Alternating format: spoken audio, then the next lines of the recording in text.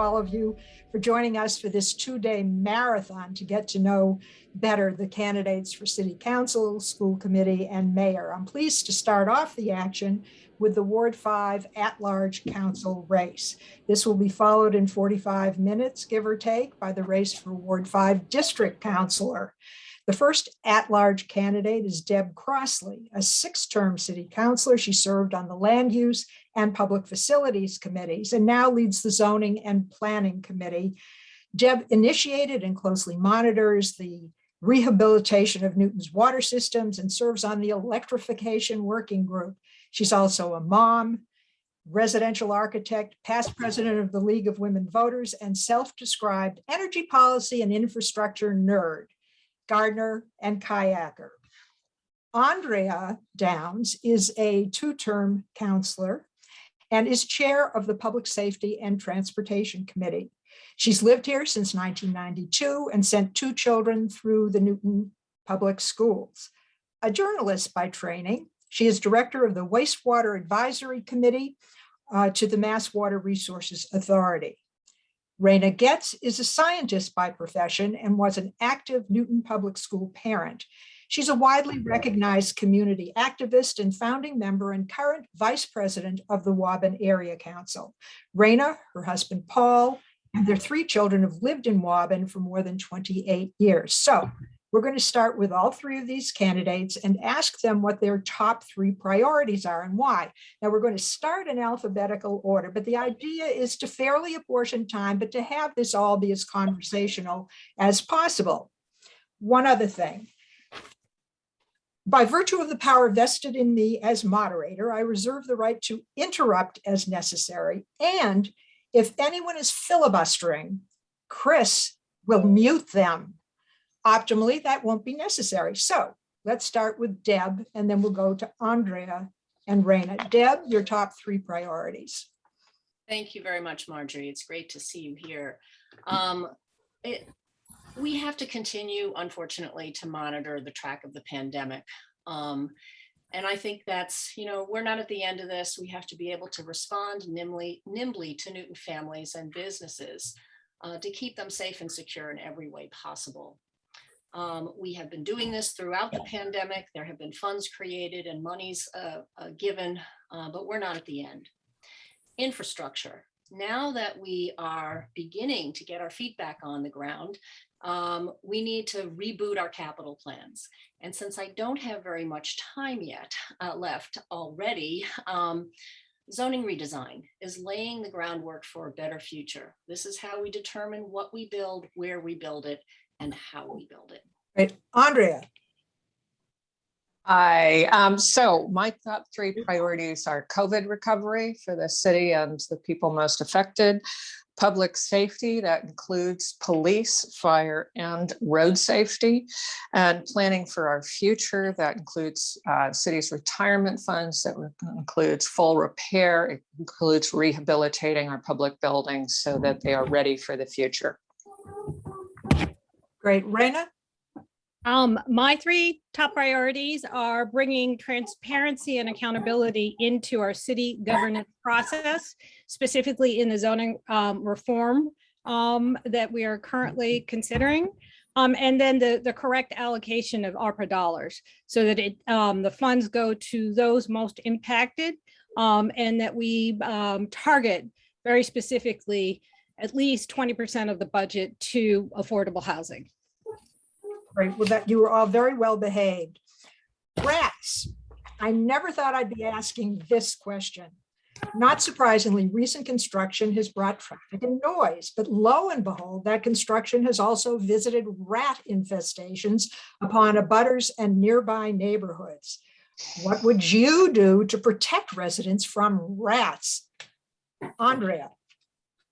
Well, there is a plan, and I would contest the underlying assumption that it's always construction. I think it's partly the pandemic. People are home. Restaurants are having trouble hiring people. Trash is not being put out correctly and is providing an abundant food source. We had a wet summer, so rats need a lot of water. They had plenty. the city is putting out rat birth control, which is the safest way to control populations without killing off their predator hawks and such like. Wonderful. Rena? Oh, I absolutely put this on the city. I actually think that this is not, the onus is not on the residents. Rats are a part of our habitat. And I think of it that their habitat has been disturbed. Now they are trying to relocate. And I actually witnessed, the first time I've ever saw a rat in the city of Newton was in Bromway Plaza. And I watched it go from the dumpster into the planting bed, back and forth, eating its dinner. And this is just incredibly egregious. We do not need to have the residents of Newton having to resolve this. This is actually a problem that the city needs to better enforce and actually come up with solutions. Great. Deb? Okay, well, I don't know how we blame the city of Newton for rats. Rats have existed here for hundreds of years.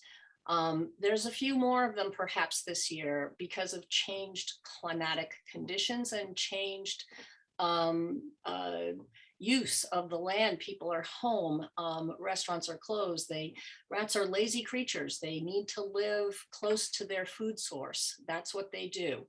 As Ms. Getz just said, she observed rats going back and forth to a dumpster. That underlines what Andrea said about, these vendors need to be more careful about picking up their trash. The Northland site, for example, has been dead for about 6 months, no action there. And yet there are rats, but they are by the food markets and the restaurants and the backyards.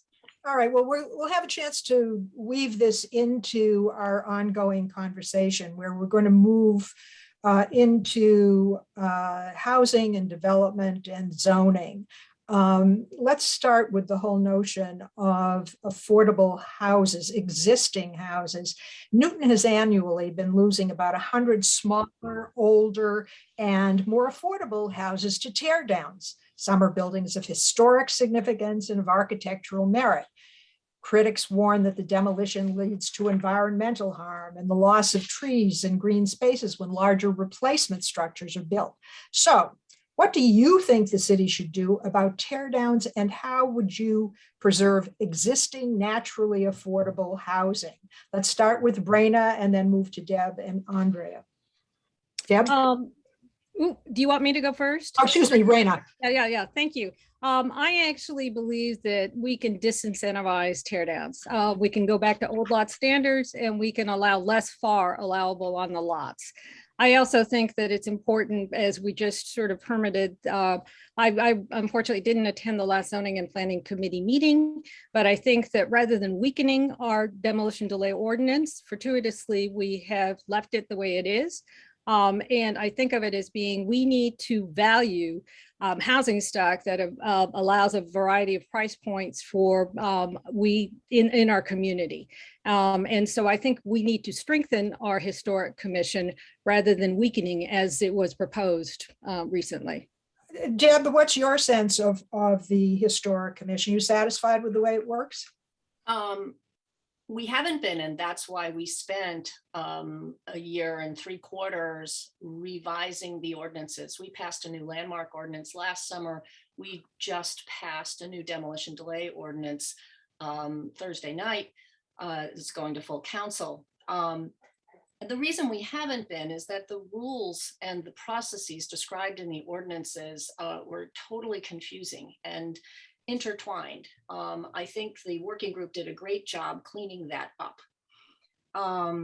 Your question, though, was about tear downs and how to use the historic commission perhaps as one arm of prevention.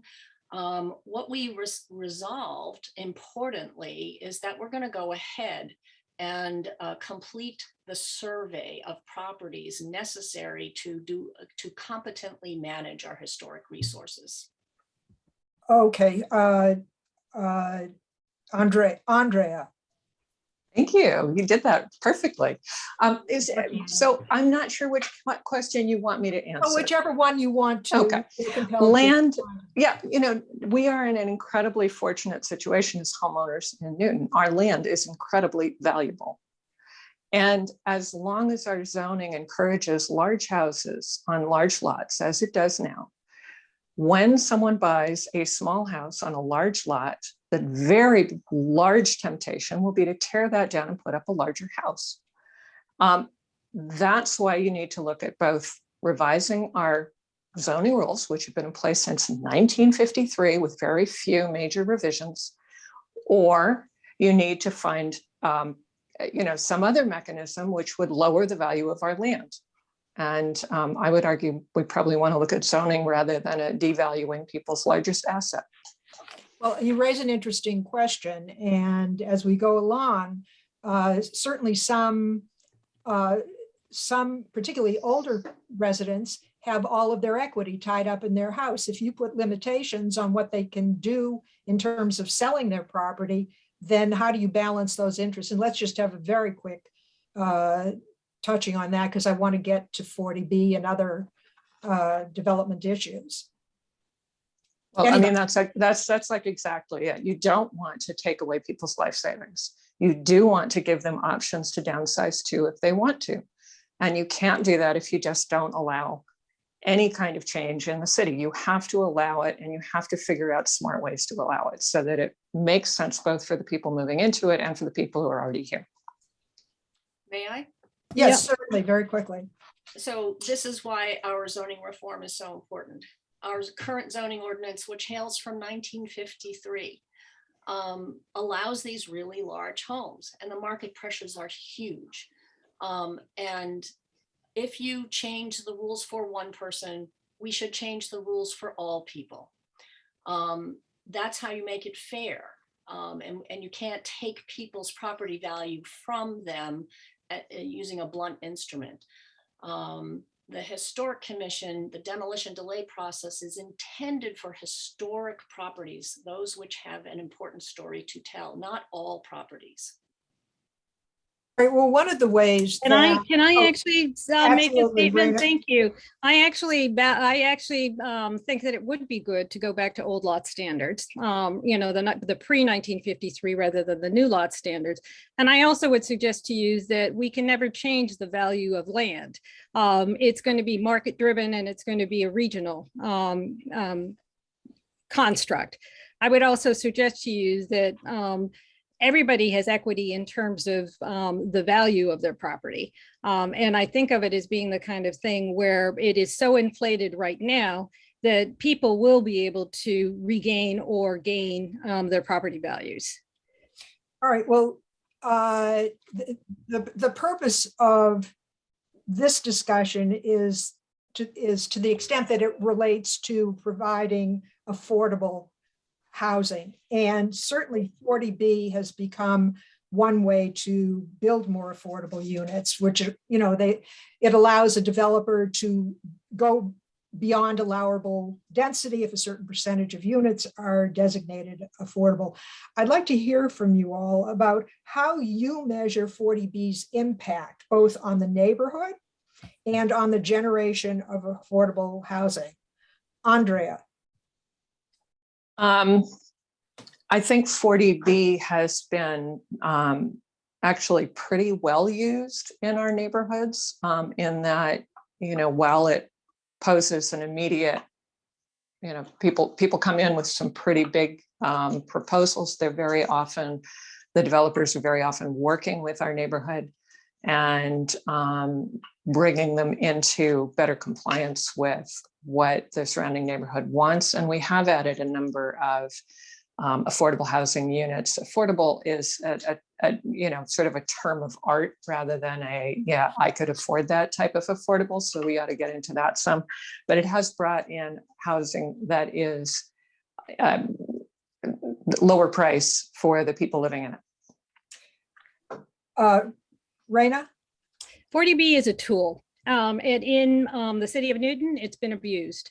I would say Dunstan East is too dense, and I would also consider it just not appropriate.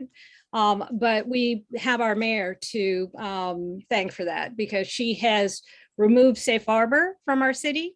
And I actually support safe harbor, and I think of it as a tool that we can Can actually you get briefly better. explain what that is to our Safe audience? harbor is a process with which you actually then are, you're given 2 years, and a 40B, it gives the city or the municipality the right to either refuse or to make amendments to the proposal that's coming in as a 40B.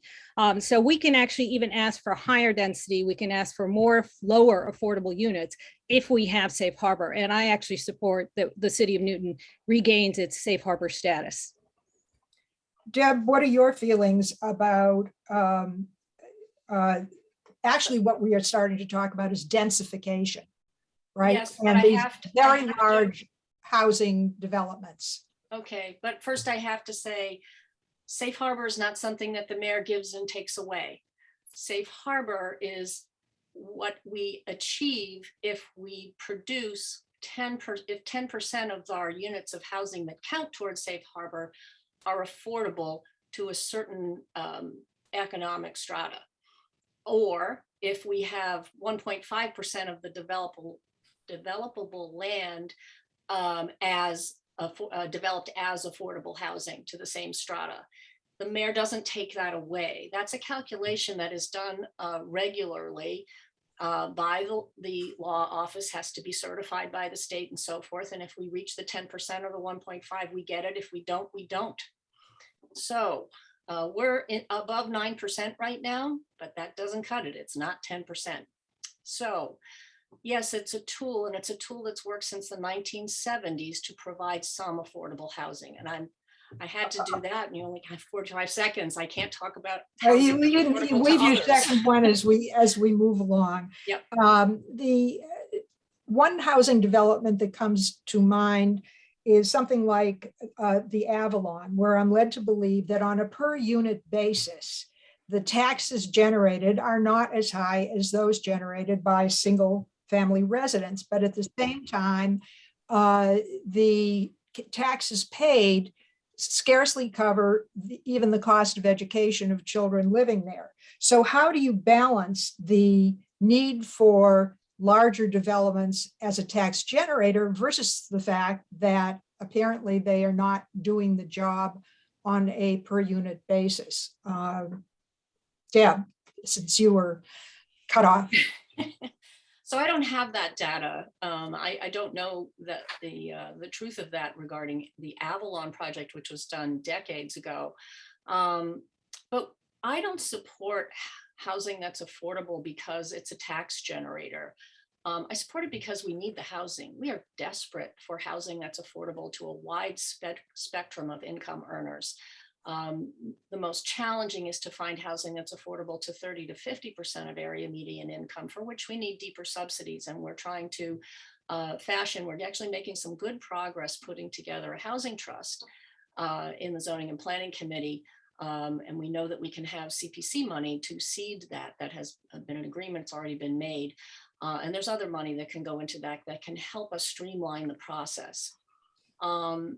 I support. Okay, we're getting a time Yeah, signal here, and I very apologize. It's relentless, but okay. Clearly one of the impulses behind large-scale development is, however, expanding the tax base, albeit setting aside certain affordable units. But what about expanding the commercial tax base? I'd be curious to hear what your proposals are there. Let's start with Rena. Well, I actually think that rather than turning in many of our commercial sites into mixed use with a coffee shop and predominantly residential, we need to value these sites, and we need to sort of re-envision them and consider them opportunities to actually bring in more of a commercial tax base in the city. And I think of it as being the kind of thing where I'm watching project by project eat up our commercial tax base. And it's unfortunate because it is actually a really good revenue tax stream. Andrea. So I don't know if you've been to any of our village centers, Marjorie, but we have lots of empty space, Right. commercial. It's not turning any taxes into us. And one of the reasons is that we are working against national headwinds. And I know you know which you can buy everything by mail. You can drive to Home Depot. You don't have to go to your local coffee shop, your local hardware store, your local grocery store. And a lot of people don't. And so we have to find ways that makes it easier to go to your local stores than to drive out to Waltham or have it delivered to your door. And one of those ways is to add housing right next to where your commercial is, because it's much easier to go pick up the milk yourself in 15 minutes than to wait for Amazon to deliver it. I want to push back on the idea that the Avalons are costing us money on a per unit basis. They are not. Most of those units are not filled with families. And when we do a special permit, we do a calculation. Okay, Deb, any final thoughts on commercial tax base expansion? Well, Andreae is correct. E-commerce is threatening village economies. We're studying this right now. We're looking at the differences in our villages and how you bring people to the street to patronize businesses and what kind of a mix is the right mix in order to bring vibrancy back to those villages and get those storefronts open. And it does require some, more compact, smaller housing units in a walkable distance, walk sheds to the village centers. It helps if you have a T that drops there, but this is a balancing act that we have to try to achieve. Solutions might include allowing 3 or 4 story buildings in the villages by right, for example. We don't have any specific ideas on the table at the moment, but we're getting there. And come to our. All right. Well, one thing that that is another way of focusing on city finances has to do with Prop 2.5 overrides. And Newton has, it seems, regularly passed overrides to fund schools and other city activities. Would you support another Prop 2.5 override during the upcoming term of office? And if not, is there enough revenue to pay for what the city needs? Rena. Oh, this is a tough question because I think that a lot of households are hurting right now. And we have a lot of households that are on the edge. So it would have to be very specific. It would have to be very targeted. And I think of it as being, I would spend this term sort of debating and discussing before I would approve or support something like this, because I think we're in such a transitional post-pandemic timeframe that I don't think that this is the right time to ask our community. But I would support in the eventual if it was very targeted. Andreae, your position on a Prop 2.5 override? So I would argue that we, in fact, have not been doing regular Prop 2.5 overrides. Other communities do them $1.5 million or $1.5 million at a time, and they do them annually rather than waiting 10 years and then having this big override and a big vote. And it makes it harder, I think. Prop 2.5 overrides are something you need to study before you do them. And of course we would do that. And so whether it's this term or whether it's sometime in the future will totally depend on what we learn from that study. Deb, as you look through your looking glass, do you see a Prop 2.5 override in the immediate future? In the immediate future, possibly not. I agree with my colleague and with Ms. Getz, that this requires a lot of thought and a lot of study. For me, it depends on what the package is. It depends on how quickly the citizens want to repair and refresh and renew our infrastructure and our school buildings and build a new senior center and build a new gaff pool and all these things that are already on the table. But what you do is if you pass an override is you shorten the time frame. So we've only passed 2 overrides in the history of the city. Although I think Prop 2.5 has been on the table for over 40 years. Since 1982, I think. Yeah. So yeah. Okay, I can allow you to finish a sentence. No, that's okay. All right. Well, Newton is receiving $63 million. I think Rena made reference to it in federal ARPA funds. That's the American Rescue Plan funding. The mayor has discretion over how this money will be spent. But if she asks you, how would you advise her to spend those funds? Rena? Oh, I actually think that I would look at other communities, because I actually believe that in other communities, it's not just the mayor. It's actually an advisory, and many people are involved in the decision-making process. But be what we have, be as it may here in Newton, I actually think that it needs to be specifically and very heavily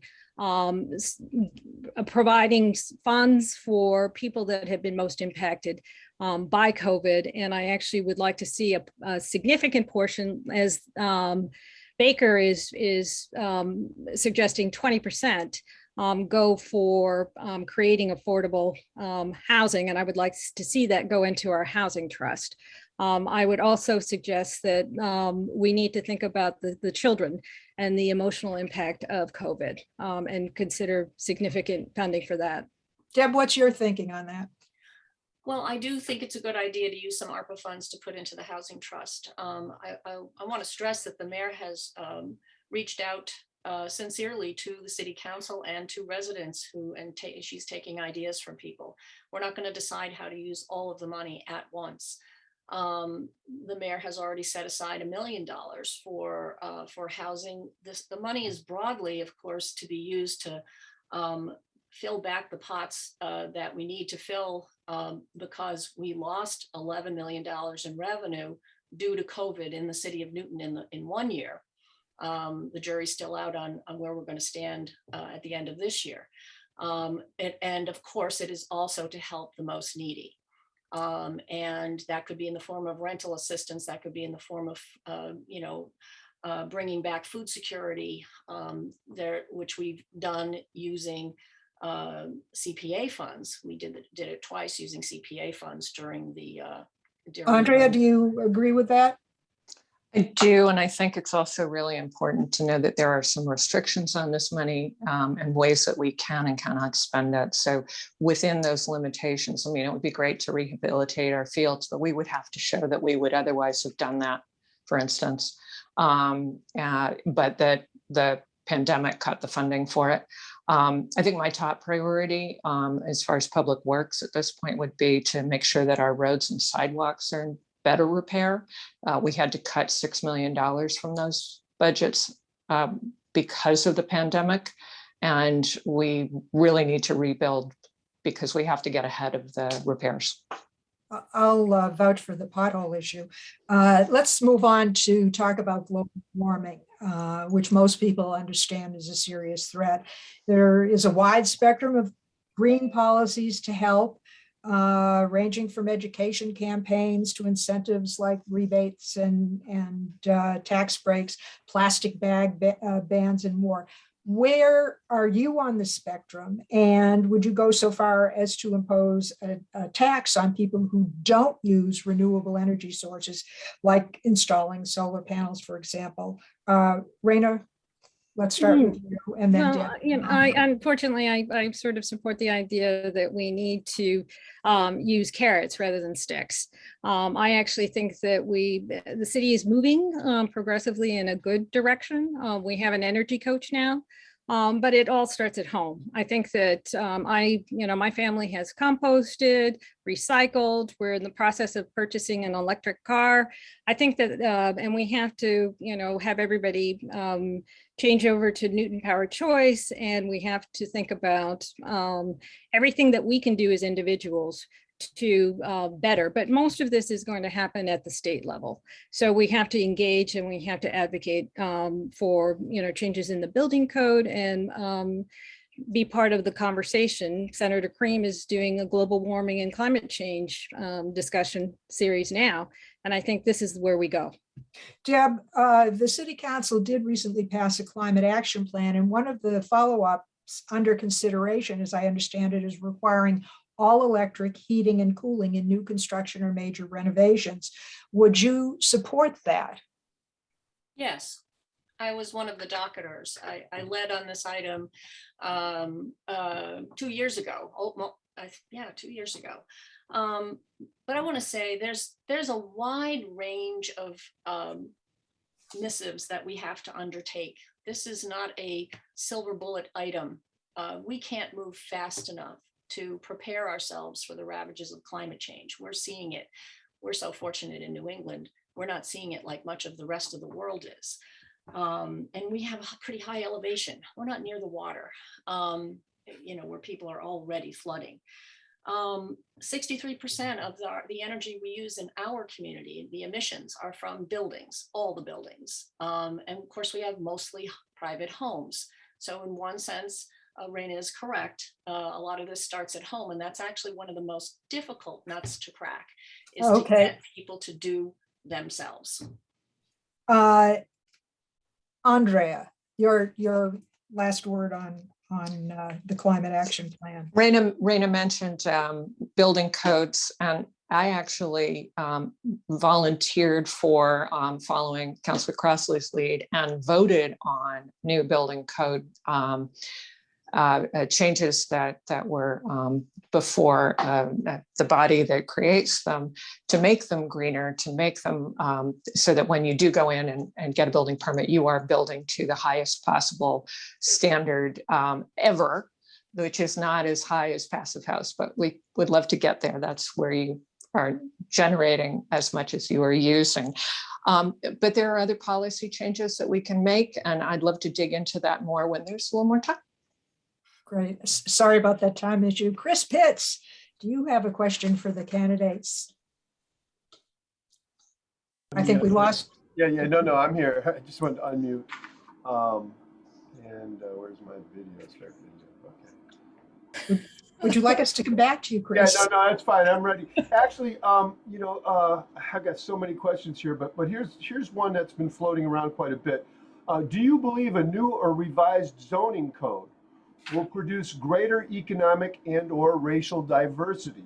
If so, how and why? If not, why? Let's start with Andrea. So a zoning code by itself is not going to do any of those things. It would depend on how you crafted it. It would depend on a lot of things. I mean, you can make it possible to build housing that is less expensive, or that is at various price points to various people, by allowing a few more units, or by allowing people to make changes to their homes that currently are very expensive to do because they have to wait out any number of regulatory hurdles. And that might make it more possible for someone in a different socioeconomic group to afford to move to Newton. Whether they are racially diverse will depend on a lot of other factors, including cultural ones, over which zoning has no control. Rena? This is correct. I think of it as being the kind of thing where we need to sort of disassociate the racial equity and the socioeconomic equity.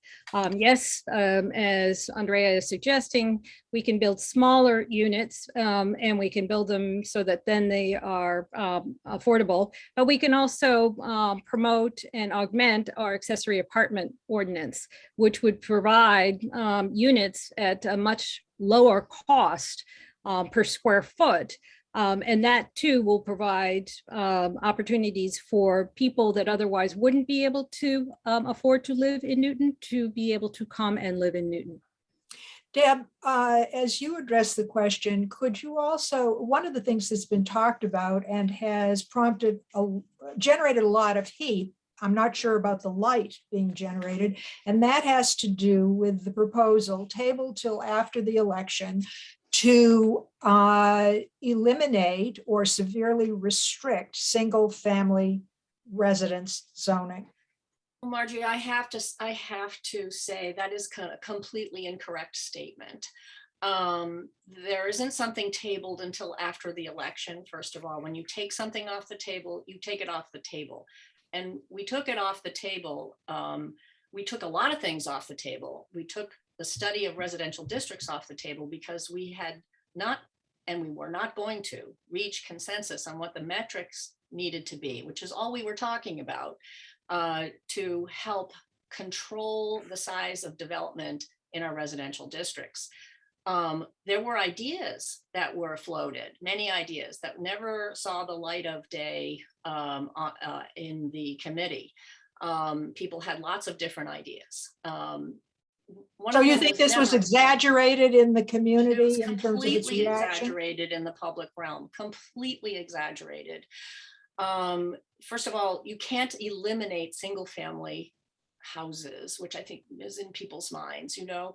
You Well, can't but zoning make as opposed to people- the houses. Right. You can't make people turn their house into a two-family house. You can only allow it. And what we did talk about in committee, we had sort of a free-for-all exchange of ideas a year ago last summer, where we talked to people, you know, and actually was somebody off the committee, a counselor off the committee, who said, well, what if we just, you know, allow two-family zoning, two families by right everywhere? That would be easier, he said. I can tell you that nobody on the committee warmed to that idea. But what we did have a discussion about is if we allow more density walkable to village centers, and then the question is how much more and exactly where and how do you draw those lines? And that's what we're studying.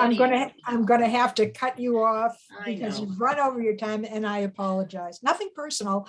Rena. I trust you.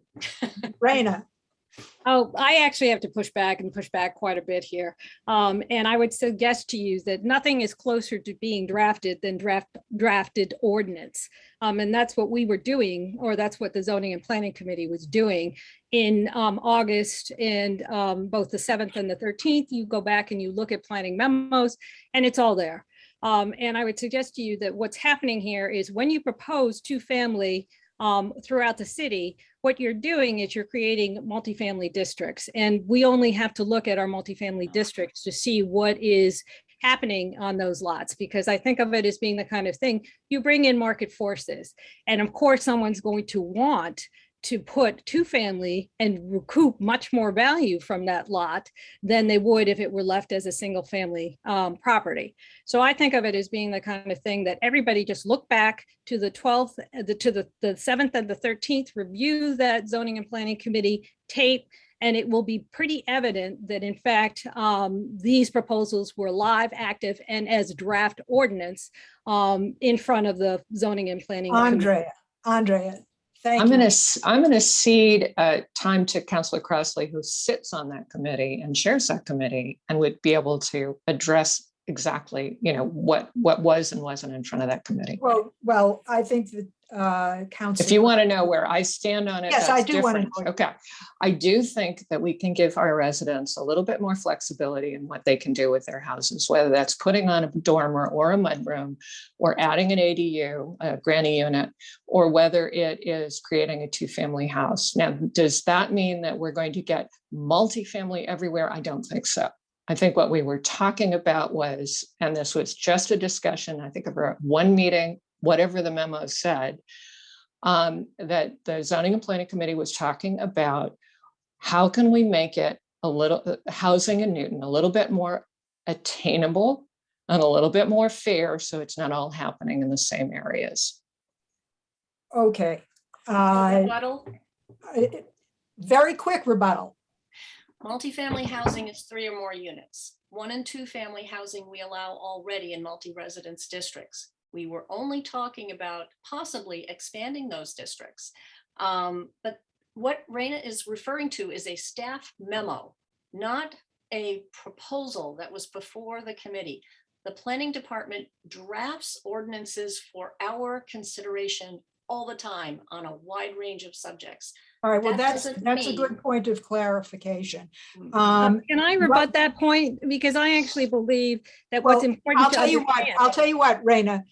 Yep. Right now, we're going to that entertaining section where each one of you gets to ask a question of your opponents, either 1 or 2 people. So let's start with you, and you can ask, of whom would you like to ask a question? Or Oh, I have so many questions. We could spend the next hour having questions. But I actually would like to ask Deb Crossley whether or not she would landmark the strong block in Woburn. Deb? I would certainly consider that. Is that Okay. it? It's not something that's come before us, you know, but sure, it's a beautiful block, but I haven't prepared anything. I don't know the actual story behind it. You know, I'd like to see some of those storefronts more active, but I don't know. All right, Deb, how, of whom would you like to ask a question that you've been burning to get off your chest? I don't know about burning, but I thought I'd bring up another topic. I'm going to ask Councilor Downs. It's been a really interesting year in the Public Safety and Transportation Committee. And you became the chair once our colleague became a congressman. And you've been able to lead that committee through a lot of interesting work. In particular, I'd like to ask about the status of the police reform so-called effort. Thank you for that. Yeah, it definitely has been a tough year on the police and on our fire department as well. And it's been a very interesting year in terms of digging into data and looking at what we know and what we don't know. And that is an area where I totally agree. We need more transparency and accountability. We have had our new chief only for 4 months. It feels like a lot longer than that. I mean, we already have a new community service pup. And you know, we're going to have a lot more meetings with the chief and a lot more review of data and accountability. In fact, next Wednesday, the 20th, we're going to have Chief Carmichael back to give us a lot of data that we can then discuss. And I'm looking forward to doing more of that because we need to build back trust between the community and the police and the community. I lost track. Have you Andrea needs to ask a question. I haven't asked my question. Yeah. That's what I was asking. So I'm very interested in zoning and climate, just as someone who's not on the zoning and planning committee anymore. And I wanted to ask my colleague, Deborah Crossley, about how she sees zoning as being able to make any changes or make any progress on our climate action plan. Actually, zoning is where it's mostly going to happen. The zoning and public facilities committees combined actually can do a lot. And we're seeding some of these ideas like electrification and something called BERDO, if you've heard of it. It's the Building Energy Reduction and Disclosure Ordinance that Boston just passed and Cambridge is about to pass, and we're learning from them in our Energy Commission. Is doing a lot of work with the city, with Bill Ferguson, one of the co-directors of sustainability, and that's going to be something that we can move forward in council as well. Both of those will become ordinances contemplated in the Zoning and Planning Committee. I'm also very interested in continuing to raise the bar for what we expect of people seeking special permits on large projects, as we have been doing, because we have this wonderful citizen group on the Building Standards Committee of Green Newton, who have been helping to shape our ordinances. We've already passed a number of pieces of it, and I see the stop sign. Yes, all right. Well, actually, we have reached the time for closing remarks, and I'm sure there won't be enough time for any one of you to get in all that you want. So Deb, we can start with you, and you can either finish your last sentence or give us a powerful wrap. I want to say mostly that I stand on my strong record of accomplishment as a 12-year counselor, both on matters pertaining to infrastructure in the public facilities realm where I still serve, and on my work in zoning and planning and land use with respect to raising the bar on our expectations moving forward. I am passionate about good stewardship of our community, how we care for both our built and natural environments. And this is really important to maintaining and improving the quality of life for our residents today and hopefully in the future. How we plan for the future is critical. I think of myself as a collaborative problem solver, and I enjoy working with my colleagues who are willing with me to roll up their sleeves and tackle the problems and the challenges that we have before us to that end. And I hope you will all vote for me once again on November 2nd. Thank you. Thank you, Deb. Andrea. Thank you, Marjorie. You're getting really good at it. Thank you. So when I look for a candidate, I look for someone who can deliver results. And I think I've been that counselor for Ward 5 and for the city, whether you're talking traffic safety, parking spot dining, safer school routes, or generally just incorporating transportation into the climate action plan. I not only listen to my colleagues and my constituents, but I also try to take it all the way through to in the ground results. And I think that I've done that, and I ask for your vote on November 2nd. Thank you. Thank you, Andrea. Rena, would you like to? Thank you, Marjorie. And thank you to my opponents for this opportunity to have a discussion. People ask me, why do I want to be on the city council? I believe that Newton is at a significant crossroad, and the issues at stake are so vital for our future, for the future well-being of our community, that I believe it's time to have a more full-throated, complete voice of what I'm hearing from my community on the city council. As your city councilor, I will listen, I will inform, and I will do my best to consider and reflect on the residents' views, as I have continuously done for the last 8 years on my local area council. In closing, I would like to say, a la gente de Newton que pueden entenderme, pueden contar conmigo. Seré vuestro ayudante.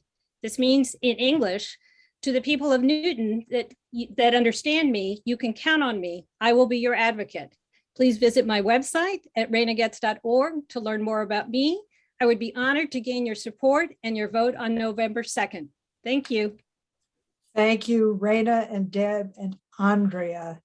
Thank you all for participating, and also for all that you do out in the community, putting yourselves out there 24/7, 365 days a year, and taking phone calls at dinner time.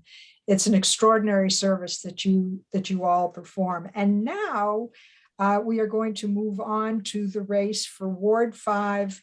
Thank you, Margie. Thank you. Thank you. Pleasure. We're going to move on to the race for Ward 5 District Councilor. And I see that our two candidates, Bill Humphrey and do you go by Deb or Deborah? Deborah's fine. Debra Waller. Bill Humphrey is seeking his second term in that role. He serves on the Finance Committee, Programs and Services Committee, Rules Subcommittee, and Special Re-Precincting Committee. I guess that's a post-census function. And he says that he has focused on providing highly responsive constituent services and pushing for infrastructure improvements and strengthened city services.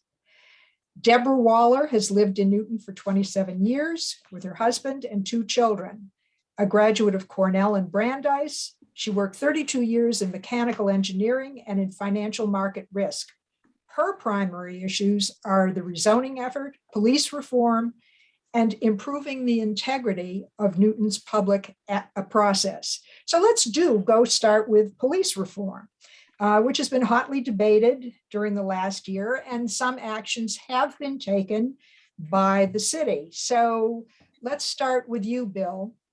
What more needs to be done regarding police reform, and do you support defund the police for Newton?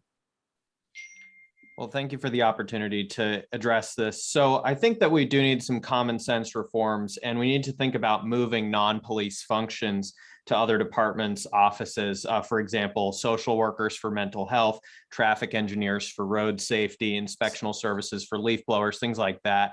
Those are, in my mind, more appropriate places for those functions. And anytime that there's a budget crunch and things come up, the question becomes, where do you take money out of to balance the budget? And in the past, it has tended to come from some of these other departments like our parks and so forth.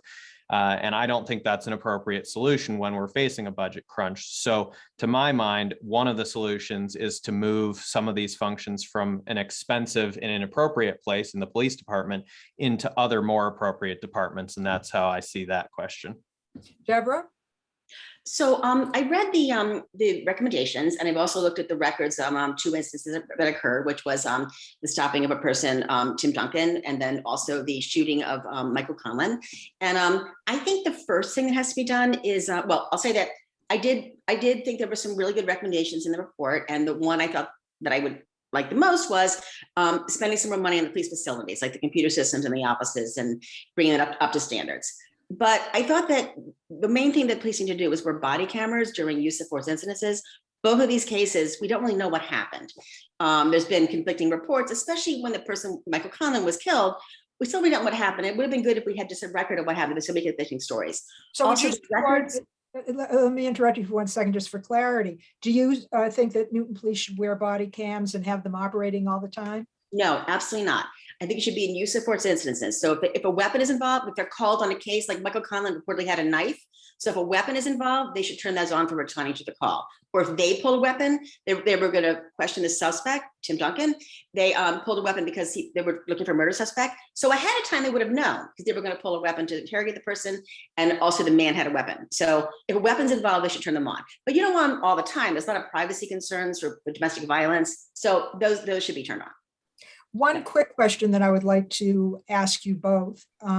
The state has passed new legislation regarding police reform and created something, Mass Police Officers Standard and Training Commission, where people across the state can protest or bring attention to certain problems. There's some sense in Newton that we should have a freestanding Newton Police Committee that would, where a majority would be civilians. Very quickly, can you tell me whether you would favor that? Deborah, you start first. Well, I would say no. They have an advisory role, that'd be good. It depends how much power they have, but I don't think the civilians know everything that's going on. I think being able to maybe investigate some incidents and ask some questions is good, but nothing too powerful for civilians. Bill? I would definitely support a civilian review board in Newton, a local one. And I think that that's something that a lot of other city councilors support as well. Thank you. I'm moving on to the question that I said in the last debate. I never thought I would be asking. Rats.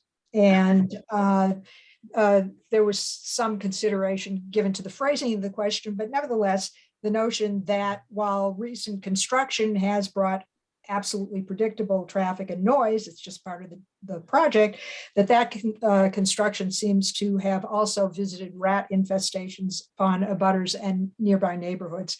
And so I want to ask you, what would you do to protect residents from rats, other than hiring a Pied Piper, I suppose? Bill. Yeah, so the city has embarked on a really interesting and novel strategy that's just been tested in some other locations like Washington, D.C., which is essentially a birth control for the rats. It doesn't affect anything else in the food chain, so there's no risk of poisoning birds of prey, things like that. But it's shown promise elsewhere. We're starting to implement it here. It's a really exciting opportunity. Obviously, in Ward 5, Newton Upper Falls is one of the hot spots, partly because there's a nest under the Greenway, apparently, and the city is taking steps to deal with that. I will also note, though, that the Boston Globe has reported that this is a widespread regional level problem. It's not something that's just limited to Newton or just places that have construction. Obviously, that's a huge factor in the situation, but it seems to be an issue all over Eastern Massachusetts. So I think it's important that we consult with other communities on this. Deborah, your thoughts?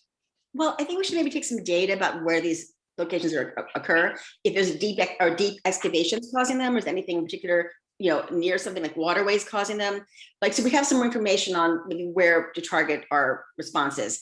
I think the birth control idea is great. I hope they remember to take it, But I'm just saying that I think it's like, maybe we should have some fines for developers who consistently have rat problems around their developments, and also just to take some data on where these are occurring physically, like near waterways, deep excavations, things like that. All right. We do have data on that. Another construction related thing is that the problem of tear downs, and every year Newton losing about 100 smaller, older and more affordable houses to tear down. And there are plenty of examples of this in our neighborhoods in Ward 5.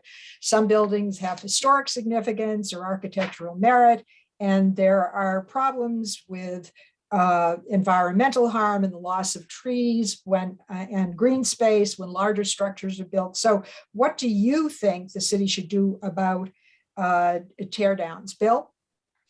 Well, in terms of the historic preservation element, I've certainly co-sponsored various efforts to strengthen and stiffen the penalties on actual violations and so forth. And I think that we do need to strengthen some of our other historic ordinances and make them work better.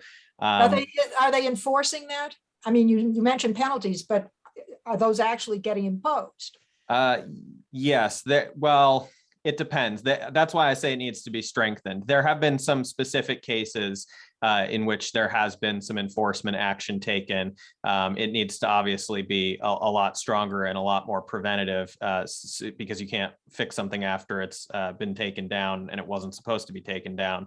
The bigger picture on this, of course, is that, you know, the demand, the zoning controls, things like that affect the sort of market demand for and the profitability of tear downs and so forth. I think there's a huge environmental cost to these, you know, huge new homes. All right, well, we'll move into the zoning shortly. Sure, yeah. Deborah, on the question of tear downs. Okay, so I think the very first thing we should do is decrease the floor area ratios in the current zoning. That will encourage people to keep their smaller homes. They won't be able to put up giant Malibu style homes in where lots of small homes are at now, because they'll be too big for the lot. So that's the very first thing we can do. That'll give you down the current zoning. It wouldn't be that hard to do. There's a lot of data on it. And that would really prohibit a lot of tear downs and allow older, smaller stock to be kept in place.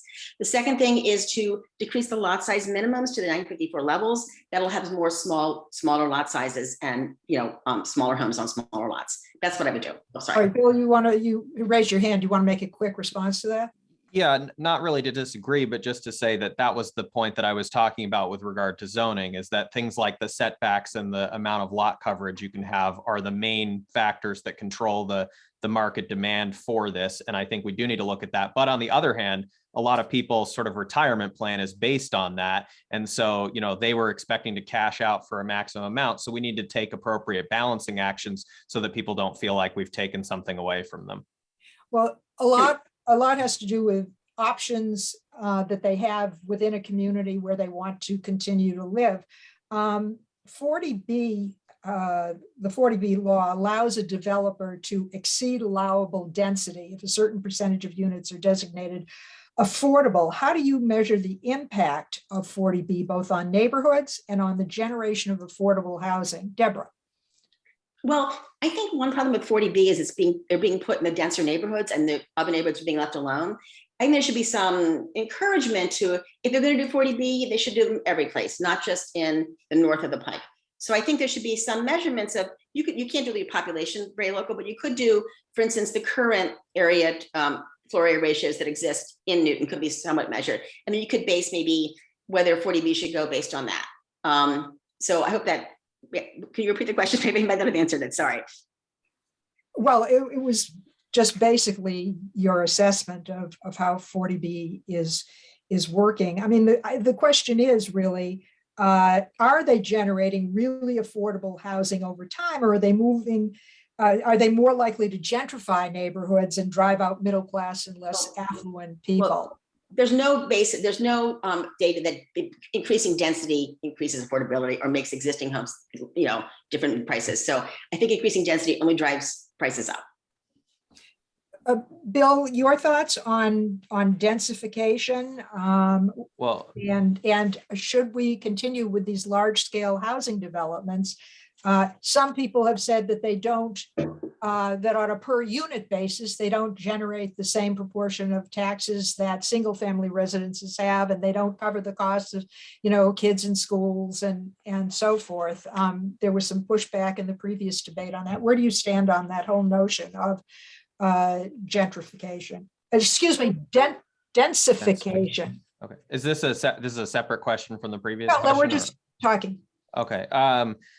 Yeah, I mean, the challenge with whether it's 40B or, you know, another type of one of the mixed market developments is that they are good at providing the minimum required number of affordable units within sort of the upper range of affordability as defined under the federal guidelines. They're not very good at generating the permanently deeply affordable low-income housing at the bottom of that scale. That's going to require us to pass some other additional reforms that would make it easier to build those, because that requires a lot of complicated financing with the federal government, with LIHTC, low-income housing tax credits, state financing, private financing sources, and so forth.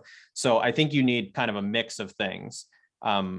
Did I don't know if I addressed the question. Deborah, one of the things about these big housing, multi-unit housing developments is that they are done sometimes in the context of larger multi-use developments. But both approaches beg the question of how you increase the city's commercial tax rate. And I wonder if you have any thoughts on that. So I'm Tax not base, tax not base. tax rate. Okay, so I'm not in favor of densifying the housing, just to be clear. I thought you were talking about the 40B being more evenly distributed, sorry. But densification tends to make, home ownership go down and everything else. So, but as far as the, no, I've forgotten your question again, I'm sorry. As far as your question was on what again, I'm sorry. How do you expand the commercial tax base? Oh, okay, so one thing is that half the commercial tax, half the non-residential land are the golf courses, okay? So I think if there's a way to increase the valuations on them, and there is a way, our golf courses seem to be valued less than other golf courses are, we would get more tax from them, and that's a huge amount of land. As far as increasing the commercial base, well, I don't think it's that much land that's available. So I think we should maybe get some more pilot payments from the huge amount of like BC and like hospital. We can get some pilot payments from those, which we're not getting. We get $100,000 from BC, I'm sorry. But we should increase, we have a lot of nonprofits we can get pilot payments from. But it seems like there's not much commercial land around. So I think we should increase on the vitality of our village centers by having a vacancy tax. People just buy property and leave it vacant. So go ahead. Yep. And that would increase revenue.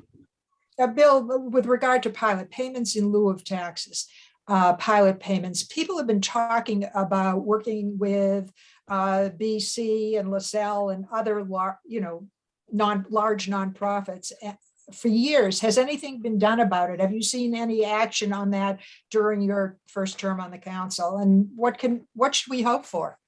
I have not seen action on that this term, as opposed to actually the golf courses point that was mentioned. I'm part of the group that's looking at that question more closely. And certainly the vacancy tax point that was just brought up is something that I've also been interested in exploring for quite a few years now.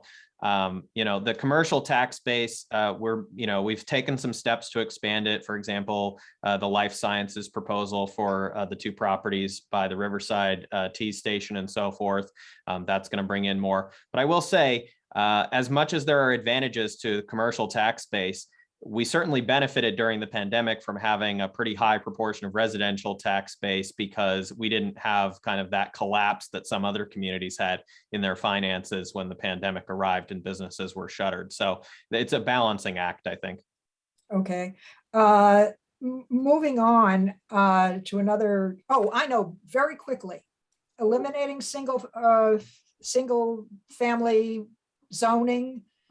There seems to be some confusion about where the idea emanated from, but just a yes or no from each of you. Deborah, do you or do you not favor the elimination or severe restriction on single family residence zoning? No, I do not favor that. We should keep single family residence zoning. Bill?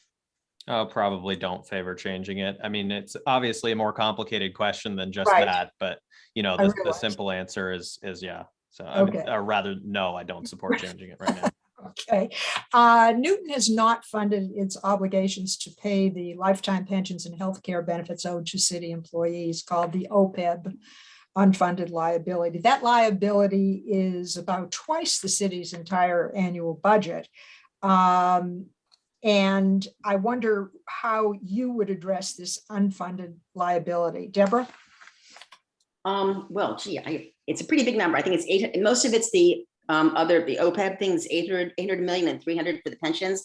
The pensions seem like kind of doable, but the other thing is, it's even like an actuarial estimate. I think it's not the actual, you wouldn't know the benefits. So that seems like a really dangerous thing that we should maybe make our number 2 priority after climate change, I would say, because we can really fall off the cliff in this in a few years. So I'm not sure how to fund it. Maybe we could have a bond issue to fund it, something like that. But it should be funded, like not just keep putting it off year after year. It's such a big number, then we're not going to look at it. It's such a big number, no one wants to look at it, I think. So maybe a bond issue. Bill, I understand it's close to $1 billion. Yeah, I will say we are funding it. I mean, we're putting money aside every year in significant and growing amounts every year. So it's not the case that we've been deferring it. And in fact, I would argue that several years now of reporting has shown that we're on track to meet those obligations. I think it's also important for people to understand that there is a consequence to setting aside so much money right now for this pre-funding. Obviously, it's required by the state, but it means that we're cutting back on certain priorities in the present to fund, to pre-fund these obligations. And that has consequences too for our programs and services. All right, well, on another financial matter, Newton has from time to time passed Proposition 2.5 overrides to fund schools and other city services. Would you support another Prop 2.5 override during your upcoming term? And if not, is there enough revenue to pay for what the city needs? Bill, and then Deborah. I think we're probably getting close to needing one again. I would hope that we would take the approach that we took on the last override, which is say, here are some specific priorities that we need funded, and this is what we're going to use the money for. I think that's a lot more understandable to our constituents and builds a lot more support for that. So as long as it's careful and targeted, and we've made a good case for why we need that revenue, then I think it makes sense. But I've also tried to work on the Finance Committee on various tax relief efforts to help some of the people for whom those overrides can really kind of pinch their finances a lot. Deborah? Well, I would probably not favor up 2.5. I think we already have really high taxes. But it's hard for people. A lot of people on fixed incomes here. So I probably would not favor an override unless there was some really compelling case that I just haven't heard. All right. Well, this is where each of you gets to ask a question of your opponent. So let's start with you, Deborah. What have you been dying to ask Bill? Oh, okay. Okay. So Bill, as you know, because this has been sort of a thing that they brought up a lot, is that in 2018, you had a tweet out calling like ACAP, which is all cops are bastards. So now I feel like maybe you haven't retracted that or even expressed, I don't know, regret for it. And how do you think that makes the police and their families feel? And doesn't that, and this has been brought up with the police even recently in 2021, is making it difficult to negotiate with city council. Okay, let's keep the questions short. Bill, do you want to address that? Yeah, I made a heated tweet in 2018, which I have not retracted, in which I mentioned the rest of the tweet actually says that my father's friend was run over and crushed to death that day by an off-duty police officer. Obviously, I was upset, probably maybe not the language that I should have used, but I think that it was, an emotional day. And I don't think that it's necessarily been impacting or reflected in my tenure of service at this point. I've been a city councilor now for almost 2 years. I think people can judge me by my record in office. And I think that the most common thing I often hear is, wow, you weren't what I expected when you were running last time. So I take that as a compliment, I guess. What are people seeing that they didn't expect?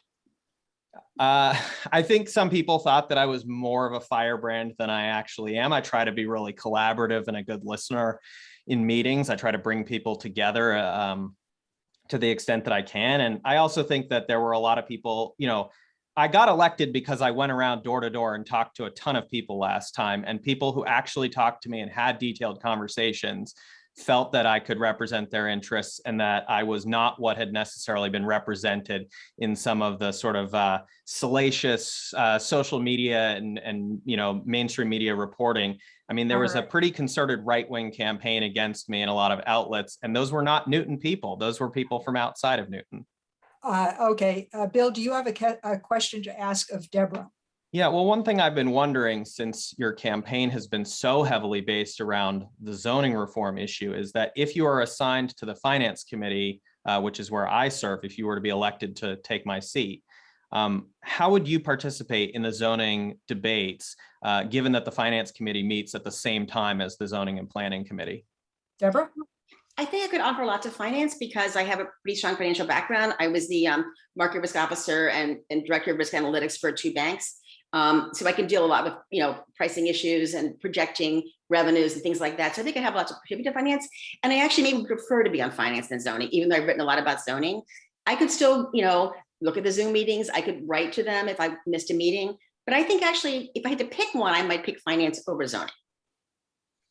Okay, let's move on and talk about global warming, which most people understand is a serious threat. There's a wide spectrum of green policies to help, ranging from education campaigns to incentives like rebates and tax breaks, plastic bag bans, and more.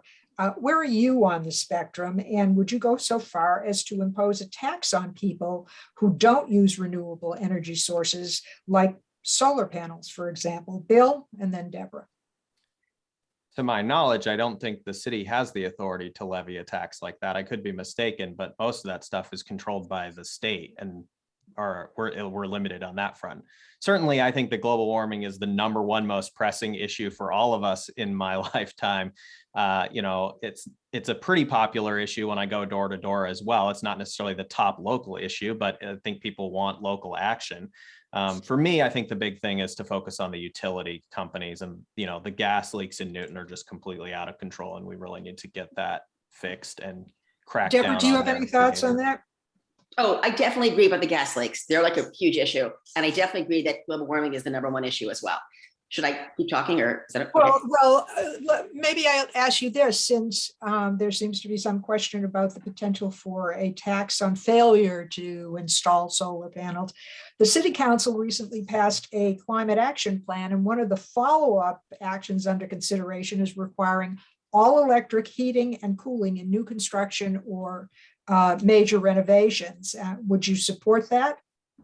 So I actually would not support that. I'm a mechanical engineer, and we deal with how energy is produced. So in Massachusetts, we get 7% of our energy from renewable sources. We import 60%. We've just sort of stopped generating with fossil fuel, but we're just importing it. So until that number is more like we're generating 50% with renewables, then I would support it. But it takes, when you're using fossil fuel, it takes 2 heat units to produce 1 unit of electricity. If you're turning that back into heat again, that's really inefficient and actually produces more global warming and more carbon. So unless the number is like 50%, I really wouldn't support that. Bill? Yes, I support the electrification requirement for residential new construction. What percentage of the utility energies comes from fossil fuel? And if it's coming from a substantial portion coming from fossil fuel, what would the electrification thing achieve? Are you asking me or Bill? Bill. Yeah, I don't know the percentage current composition in the local market right now, but I will say, put it this way. If we're talking about new construction now, right, and someone puts in a oil boiler or something like that, that's going to be around for 10, 20 years or more, right?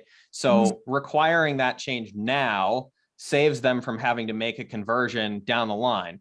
Obviously, we're not at the point that we want in terms of the source for electric being from renewables, but this is part of the transition process that we have to undertake. Okay, Deborah? Again, it takes 2 units of heat from fossil fuel to produce 1 unit of heat from electricity. So if you're getting electricity from fossil fuels, it makes it worse to burn it at the power plant and then put it back into heat at your home. So prematurely converting will make climate change worse, not better. Well, you both have given us a lot to think about with regard to that. Chris Pitts, do you have a question for the candidates? Chris, you should leave your picture. Yeah, let me unmute. I should have been unmuted, sorry. Actually, I do. And the community has been invited to participate in visioning for village centers. Did you do a vision kit?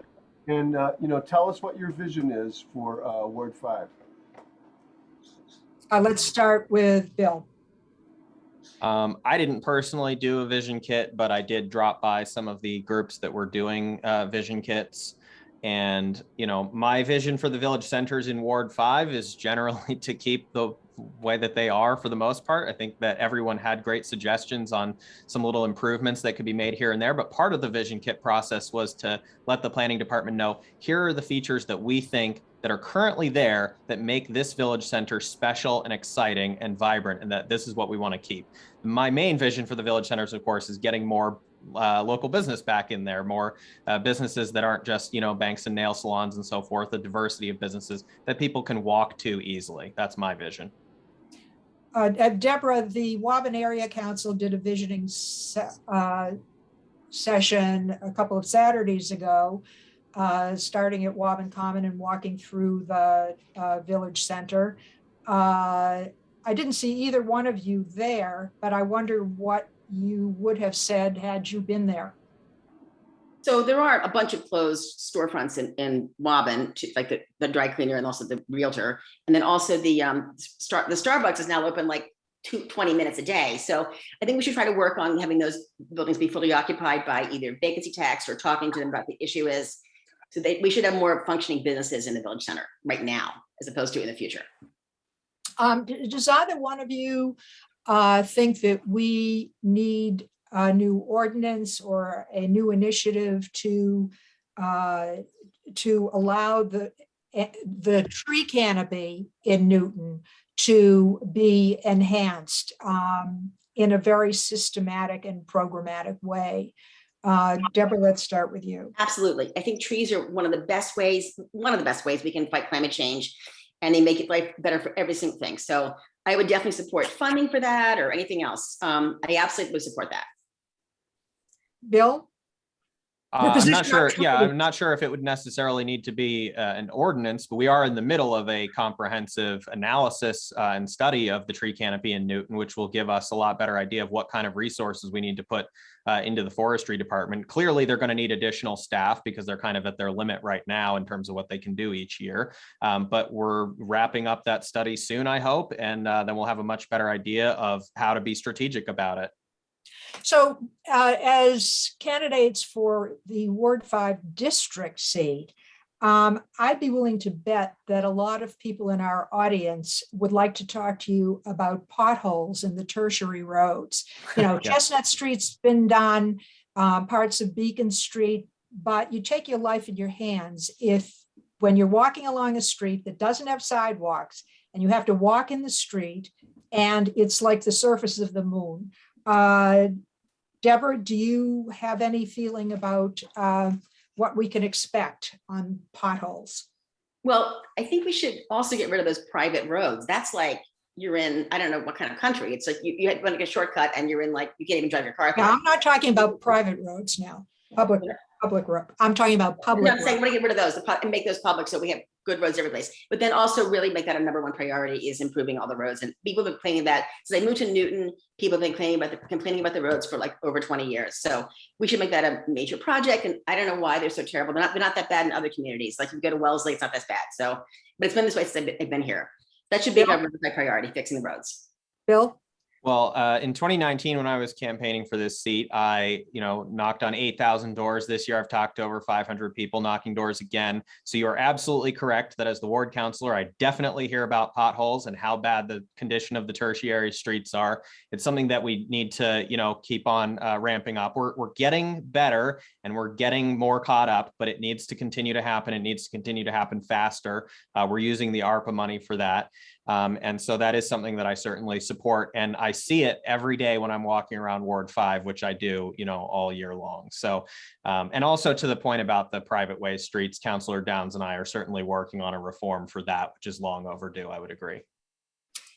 Well, regrettably, we have to move to your closing remarks. I mean, we could go on forever because there are so many issues, but we do have to wrap it up. Deb, let's start with you for your closing. You're closing the sale. Okay, great. Okay, well, I'm running for city council because I love our city and I want to preserve what's great in it. I love my neighbors. I've made a lot of good friends here, and I really like how sort of cosmopolitan it is, but also, just very friendly and neighborly also. I think the radical rezoning will change a lot of that. I don't think people understand how anti-resident it is. and that I can help with that. So my skill set in mechanical engineering, I think can help with the energy issues as well. And also market risk, which is pricing and projections and like that, can be good for, I'm really good at putting data together and regulations and records and trying to make sense of what the whole big picture means. And I can explain that to people. I think that would help with the rezoning. If you have a problem, potholes, garbage collection, I'll attack that too. I'm really what I think is a problem solver and, you know, very pushy about things like that. So I will help you and respect your life and try to make life better for you in Newton.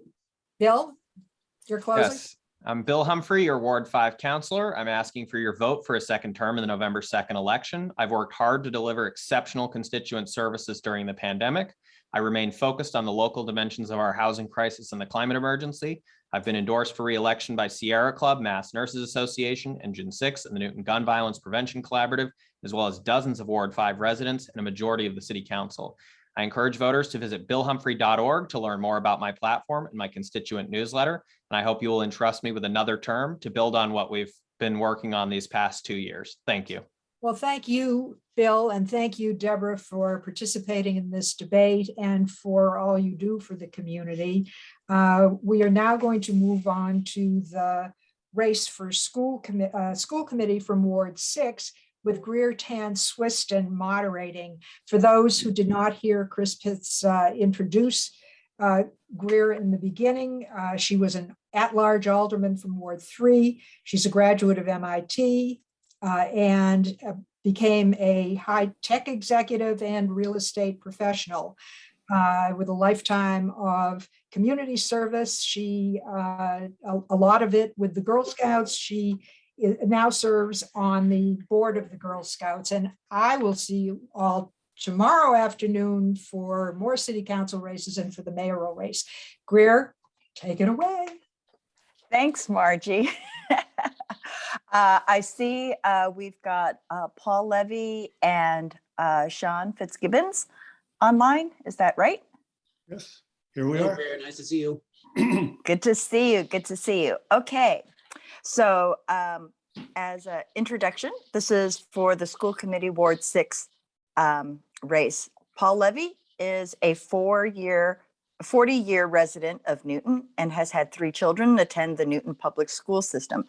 He brings a wealth of public sector experience, having headed up the state DPU, the MWRA, and Beth Israel Deaconess Medical Center. He also served on multiple boards and commissions and is hoping to use that expertise and experience in support of the Newton Public Schools.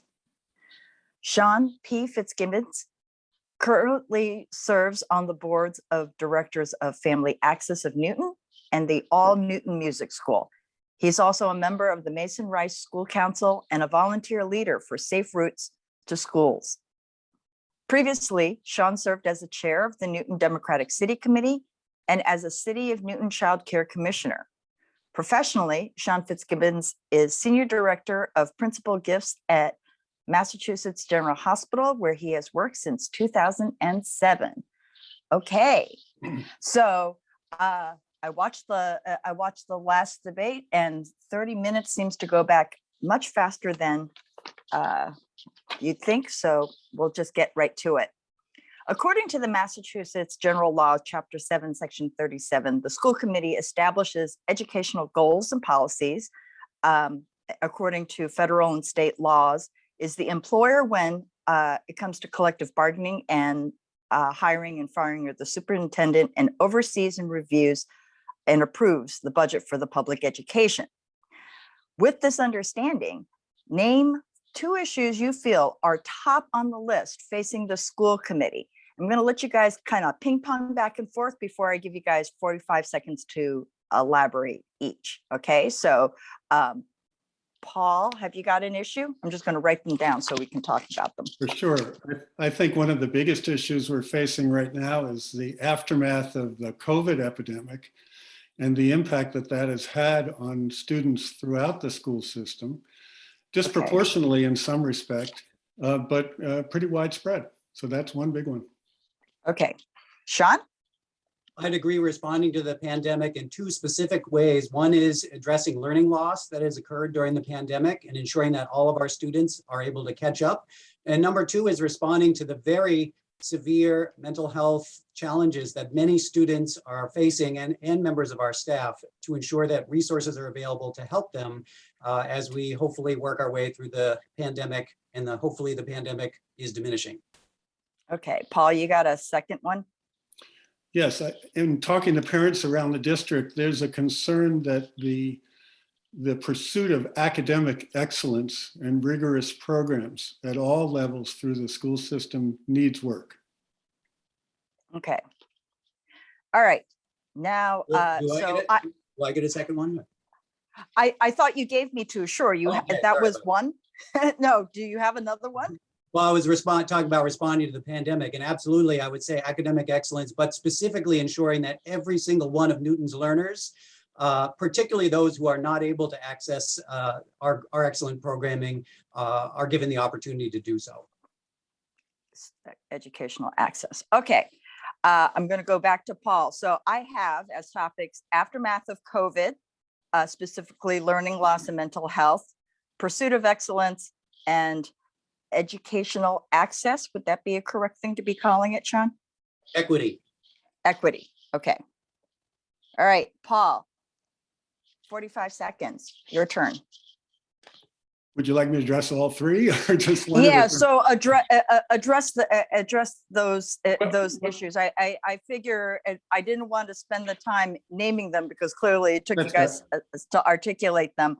But yeah, the question is you guys are citing these as top issues facing the school committee. So now do you want to comment on that? Yes, and they're all related. They're interrelated. So for example, the other night we were talking with parents with children with special education needs. And although there's a very strong special education program in Newton, it's not uniformly excellent across all of the schools. There's a lack of accountability. There's a lack of transparency with regard to those. It's the job of the school committee to hold the superintendent accountable for delivering those services in a way that's consistent and broad across the community. Those students in particular have suffered from trauma. They're very often scared about going back to school. And you can't just think about the curriculum. You have to think about making the environment comfortable and safe for those students. There's just one example. Shawn? Greer, I'm running for school committee with the simple and clear goal of ensuring that every single one of Newton's students has an opportunity to access an excellent education, ideally, eventually for free as well, because this is the principle of public education in our country. What does that mean to me? We are doing a great job educating students, but not all students are able to access the same level, the same quality, and the same academic programs. We have to be very focused on our system to ensure that every student has an opportunity to succeed. This is truly the way people talk about our rankings and making our school system great. The way to do that is to ensure that every one of our learners is able to succeed and achieve her or his academic and educational goals. Great. Okay. Next question is, Newton Public Schools states that a system-wide goal is to narrow opportunity achievement gaps. This actually addresses one of the issues you brought up by increasing equitable and universal opportunities for all students, irrespective of race, ethnicity, socioeconomic status, or disability to access education and to achieve. What does this mean to you? And what do you see is being done or needs to be done to progress this goal? Shawn, you get to go first. Thank you. And this is something I would like to address if I'm elected to school committee begin to address at my first meeting. So Newton has known disparities that in academic performance that are based on students' race. One really heartbreaking statistic that I've talked about a lot in the campaign is that school discipline here in Newton, Black students are punished 5 times at a rate 5 times higher than white students.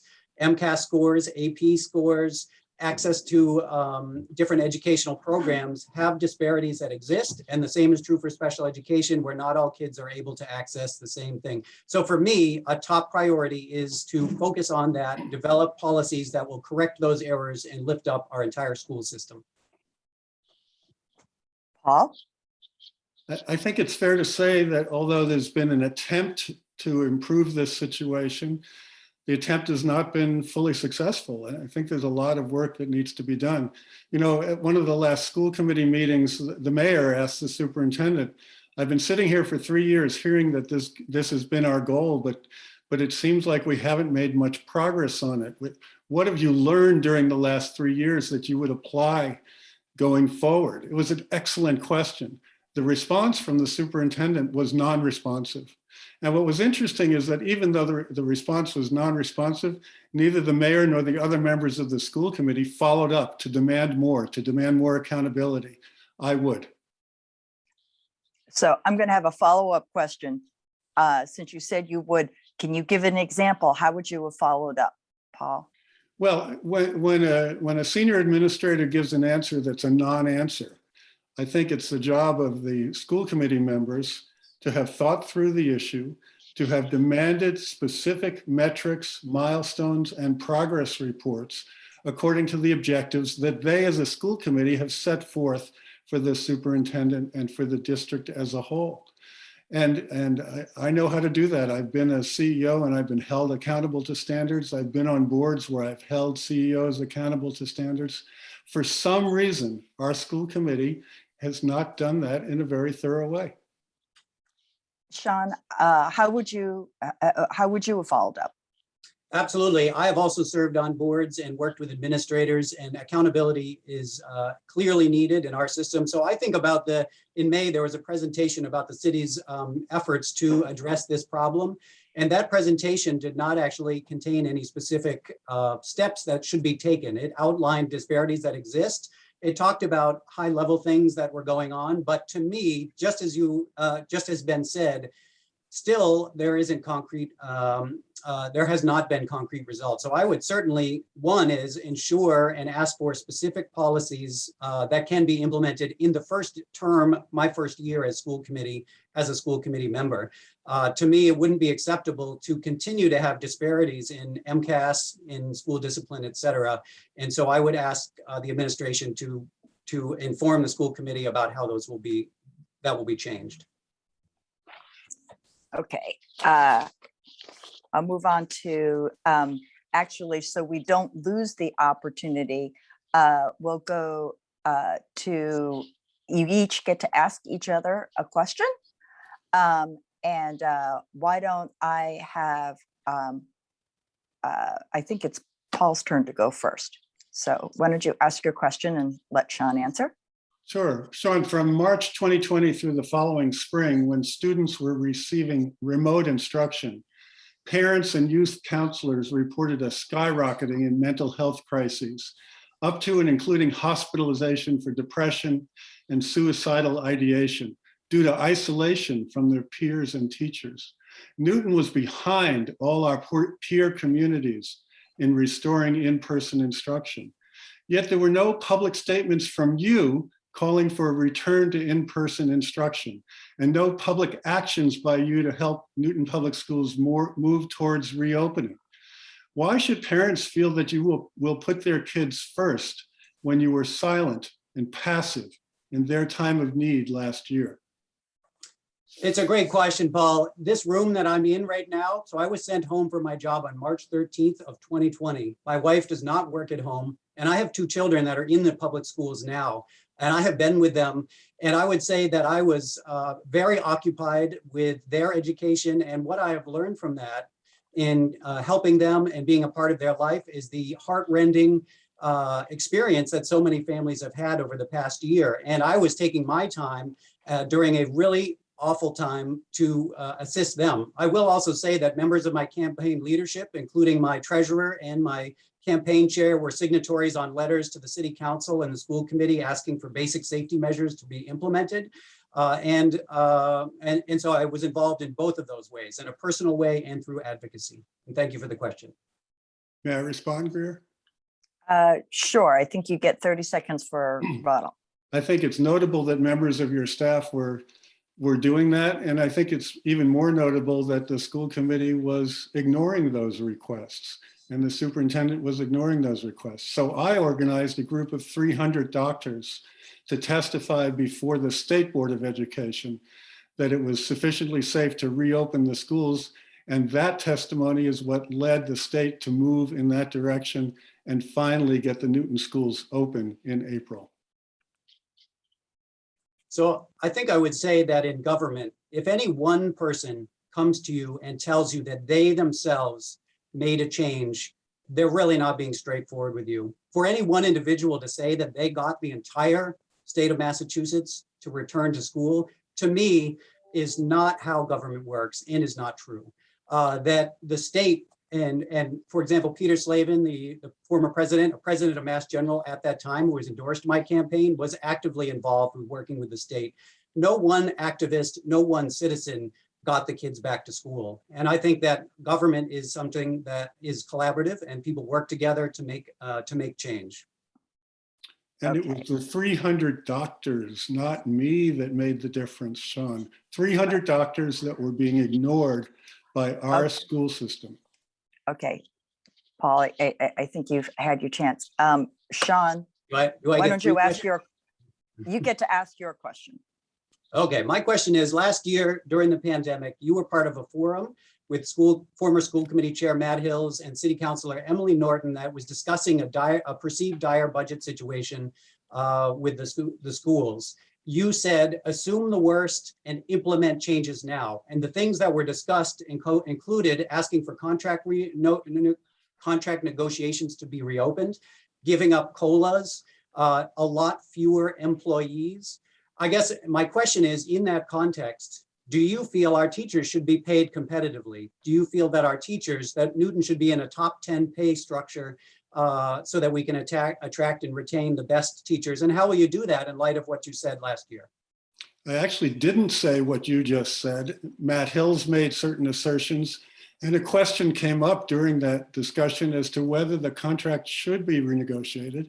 And I said I thought that was impractical and would actually would not lead to anything. Of course, our schools should be, our students, our teachers should be paid competitively. And there's also a need to recognize that at the time, the contract was exceeding the allocation that the mayor had said that she would make available to the schools. So if you increase the school budget beyond the mayor's allocation, then you end up having to cut back on services. And it was going to be an untenable situation. Greer, I think I got 3 questions asked of me. Could I ask a follow-up? I don't know about asking a follow-up. You have 30 seconds for a rebuttal. What you choose to do with that is up to you. All right, I could sing a song if I want to, but I won't do that. I didn't hear an answer to my question. Do you support paying our teachers in the top percentile of Massachusetts, and how will you achieve that? I absolutely support paying our teachers a competitive wage, and more than that, I support supporting the teachers in the classrooms. I think there's been a lack of support from the central administration in terms of giving teachers the ability to be creative, to try out new ideas. And I also think the school administration failed to listen to the teachers and the teachers union during COVID when they were making excellent proposals about how to deal with the pandemic.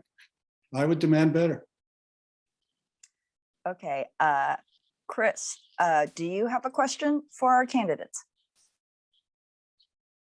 Yes, I do. This is one from the audience. Let me start my video here. What are the key specific factors that should be considered in determining whether an additional elementary school is needed in Newton? Shawn? Sorry, Shawn. Yeah, we look to you guys who should talk, otherwise it'll be chaos. My turn. I apologize. I'm keeping track. Paul went first last time. Shawn, you go first this time. And you guys are doing a great job. So I basically would say that the determination about a new school is based on the student need. So the population of schools is fluid in our city. People talk about student loss during the pandemic. Actually, though, there has, unrelated to that, been changes in our schools' populations for various reasons over the years. So we have to look at where can students fit? Is it close for elementary schools? Definitely. Is it close to their home? To me, that's super important, that students have a chance to be going to school in their neighborhood for a whole bunch of different reasons. But we basically would need to look. The school does track enrollment information. It tracks how many students are at a school right now. And we need to, if there's a student population need for additional schools, and we have to look at that. Absolutely. We need to be able to have every kid be able to go to school and access a great education here in the city. So Chris, respectfully, I think the question is a little backwards. It's more now, what can we do to protect the neighborhood schools that exist and make them attractive and functional places? Countryside School, for example, is one. When my daughter was growing up, the school department decided that enrollment was going to go down, and they closed a number of schools. They closed Hyde, they closed Warren, they closed Weeks. And then a few years later, we had to build a new Oak Hill Middle School because we had closed Weeks Junior High School. I think we need to look ahead and see what the actual patterns are. We're adding development at Northland. There's been a lot of school families entering the Avalon project over on Needham Street. And it's not clear to me that we've thought through the need to protect the existing local schools. Actually, that segues very nicely to the next question that I was going to have, because according to recent census, Newton population has increased about 3.3% since 2010. Newton has actually been tracking a 2% decline in population over the last 5 years. And although our population was relatively stagnant from 2020 to 2021, we experienced a bigger than expected drop in enrollment. I think we had an enrollment drop of greater than 5%, which is kind of huge, given that that was not our population decline at all. So can you give your thoughts and comments on this? This was the numbers from for enrollment in 2020 and in 2021. Well, Greer, it's remarkable, but when you look through the enrollment projections year after year going forward, what's striking is how often they are wrong. And there seems to be some flaw in the methodology used by the city and the school department on that front. But I'll tell you, one of the things that's happening right now that's very, very concerning is what I'm seeing is as people voting with their feet to leave the school system. For years, about 19% of the student body went to private schools. That number jumped to 23.5% last year. Some of it COVID related, but it's persistent. My little boy has 16 kids in his kindergarten class compared to 20 or 22. Now, we like the lower numbers, but what I don't like is the reasons. And it's that a lot of his buddies in the neighborhood are going to private school for kindergarten. Some people have lost confidence in our school administration, not in the teachers, but in the school administration. Okay, Shawn? So I guess the job of the schools is to ensure that every student in our city can access a great education. Over time, there are changes to our population, including, as you note, a decline in population in recent years. And we see this too with schools. My daughter's at Bigelow right now, and the class sizes are fantastically small. It's great. She loves it, and so do we. That school has experienced a decline in enrollment over a number of years that are not related to, the complicated reasons not related to the pandemic. It's definitely the job of the school committee to ensure that we are providing education and that we are making sure everything is appropriately resourced and neighborhood schools are protected.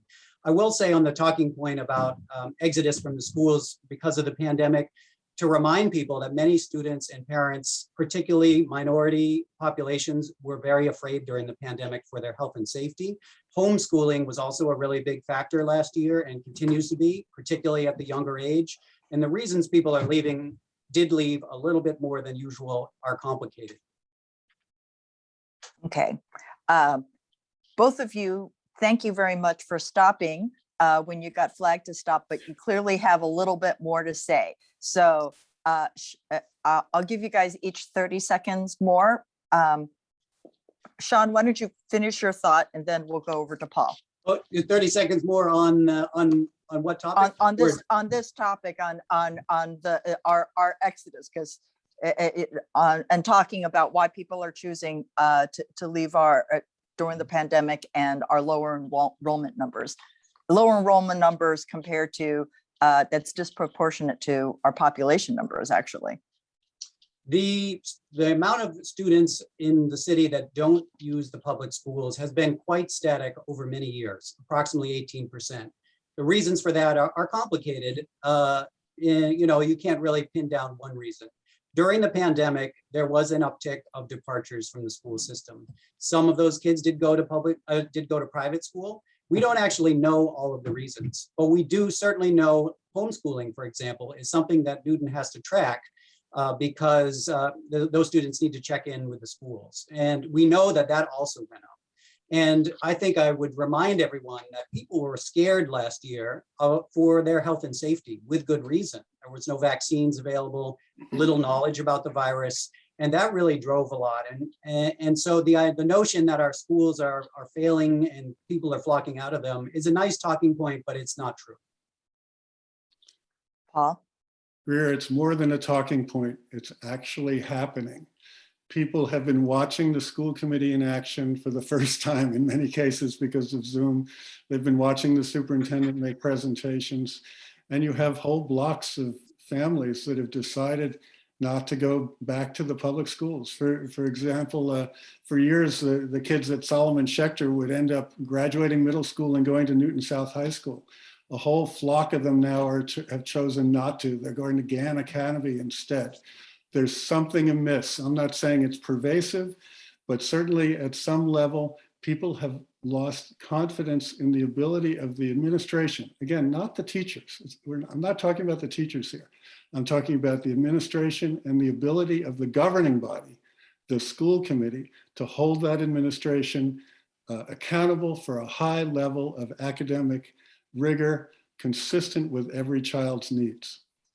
What I would say to add in would be that if I'm elected, I will focus on data and actual numbers for many different things to ensure accountability. And the ideas that Paul is talking about here are anecdotal and actually happen a lot. People say, well, my bus stop, the numbers of students at my bus stop has changed. But the actual numbers that the school knows are different than that. And they don't show dramatic exodus from the schools or anything like that. And I think it's super important that when we make decisions about the schools, we are doing so based on facts and data, and that information is shared and is transparent. Because otherwise, you have this type of discussion that is based on people's kind of personal environment and may not actually reflect the reality. Greer, I'm basing the numbers on the numbers published by the Newton Public Schools in terms of the percent of kids who are going to private school. Okay. Actually, that ties in, your comment about administration ties into the next question, which also has to do with the past COVID policies and, policies. Obviously, that's going to influence policy going forward with regard to COVID and vaccines in the schools. There's a lot of talk about the COVID vaccines these days. And when there's a full approval for all school-age children, do you think NPS should mandate that the students be vaccinated? And I think, Shawn, that's back to you. All right. Sorry. Absolutely. I mean, I would be a strong proponent. Paul was sort of talking about me not being involved last year, which isn't true. One of the things I was advocating for was implementation of safety measures in the schools, in particular, pooled testing, which I think if we had done that more quickly would have really sped up the return to school for our students. So absolutely, I would support vaccinations being required. There are numerous other vaccinations that are already required. And once the FDA, the federal government decides that it's safe for younger people to have the vaccine, my daughter will be first in line, and so will my son. And I think that this is the way that we exit the pandemic. This is the way we ensure our kids are able to participate fully in school without fear of their safety and without the burden, the weight of this pandemic slowing down their learning in the schools. But I would strongly support any health and safety measure that will keep our students and teachers and staff safe. Paul? I strongly supported the proposal to require vaccinations on the part of the staff or to submit themselves to testing. I thought that was appropriate. By the way, the teachers union also supported that, and it was nice to be in accord with them on that. The issue of requiring vaccinations for children is actually a state matter. The city does not have the authority to do that on its own. And I think we have to be very concerned as a city and a state in terms of the backlash that might come if you did require that. Now, maybe there's a provision that says if they're not vaccinated, they're required to wear masks and are required to have testing and the like. But an absolute vaccination requirement, I think, would run into legal problems and I think would backfire. Okay, sorry, I have a slight personal interest in this because I'm teaching in the schools. Then of the school committee's vote on the decisions from last year, what of them would you have disagreed with and why? With I guess the question was actually more general, but we're talking about decisions we've made about COVID and going back to school, the teachers' vaccinations. I was just recently in a classroom and I was a little bit surprised to see less physical accommodations for COVID than I would have expected. So I don't know what you guys had on thoughts of the decisions that were made last year with regard to going back to school. Well, it's less the decisions that were made than how they chose to make those decisions, where there was a lack of analytic rigor, there was a lack of debate and discussion at the school committee, real deliberation, and most importantly, Greer, there was an absolute lack of respect and acceptance of what the community had to offer to the school system. Doctors individually and collectively were pushed aside. They were told, we don't need outside help to think about reopening. I have friends who are in the ventilation business, the HVAC business, who were volunteering pro bono early on to give advice on ventilation. They were pushed aside. The school system as a whole, the administration, wasn't even ready to appoint a medical advisory committee until a group of us submitted a petition to do that. They were out of touch with the community. They were not respectful of the parents and the other people in town who wanted to help. Okay, Shawn? I can think of a couple of things. One is I was really mystified last year why it took so long for pooled testing to be implemented. As I mentioned previously, this would have been a way to really up the safety level at the schools for everyone involved. And it took a long time. I think it was April of last year where that finally got going. That could have been faster. And that I think was, you know, the city overall, including the school administration and the city. And I really wish that was faster. I also think, number one, the communication from the administration of the schools, I would mark it as strongly needs improvement. Some of the things that people say weren't happening. I had the honor of working with Dr. Walensky, the current CDC chief at Mass General, and I know her and her kids go to Newton North. She's an awesome person. She was helping all the while. I would talk to her about that at work, but the city was not telling people that. And the difficult communication created situations where folks felt the need to add pressure to the administration to get that advice. So I would say communication.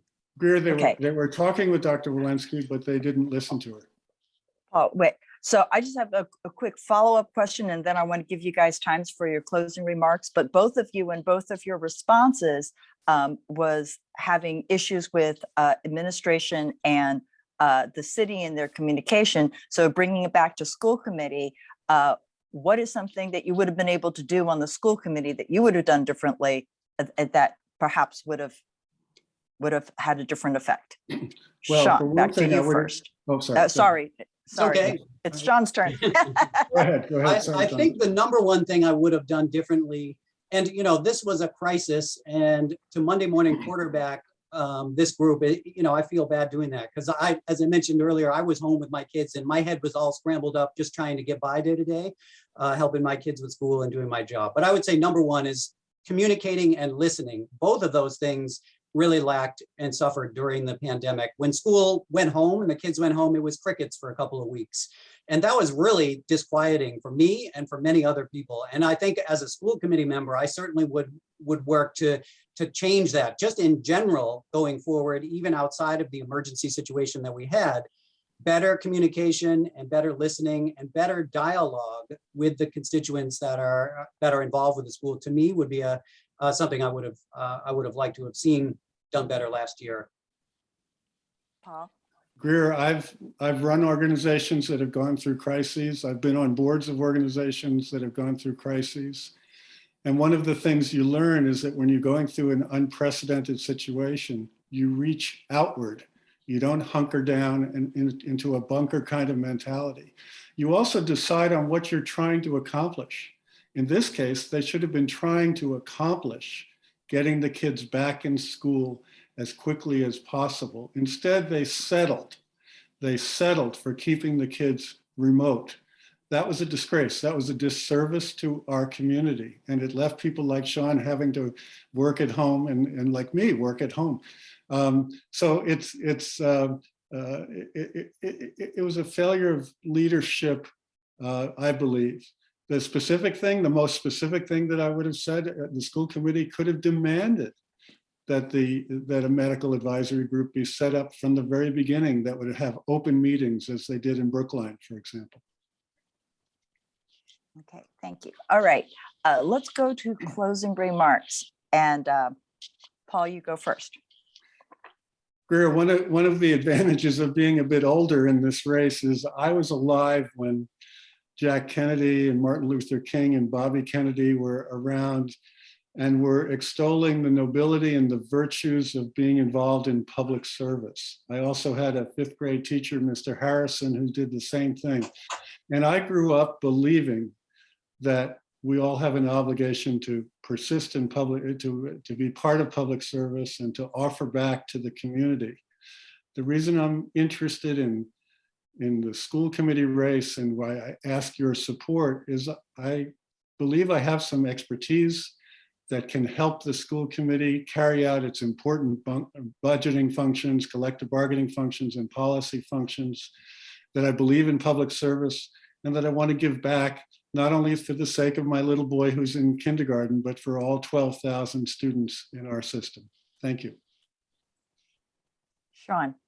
Thank you, Greer, and to everyone who is on this meeting today. I'm running for school committee again with the focused goal of ensuring that every one of Newton's schools students are able to access an excellent education. Some of the skills that I bring to this role are effective and strong relationships in the city and a strong focus on collaboration.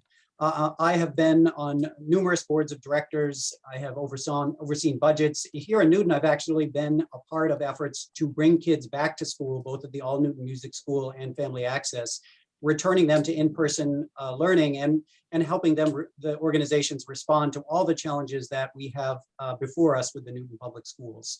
I'm really excited to get started. Again, I will focus on pandemic response, academic excellence. Anti-racism is a high priority for me in terms of both promoting a culture and specific policies and ensuring our budget is used wisely as we seek to make sure our kids have a great future. Thank you. Great. Well, thank you both for joining us. And I am now going to be turning this over now to Matt, who will be moderating our next Councilor debate.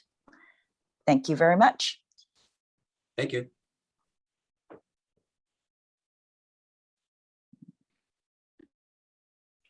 My apologies.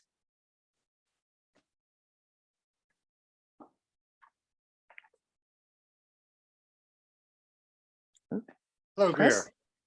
Oh, there you go. Hi, Matt. I apologize. I was looking on, I didn't find you on my screen. Thank you, Matt. It's all yours. Thank you, Greer. I was pulling a vanishing act, but I'm here.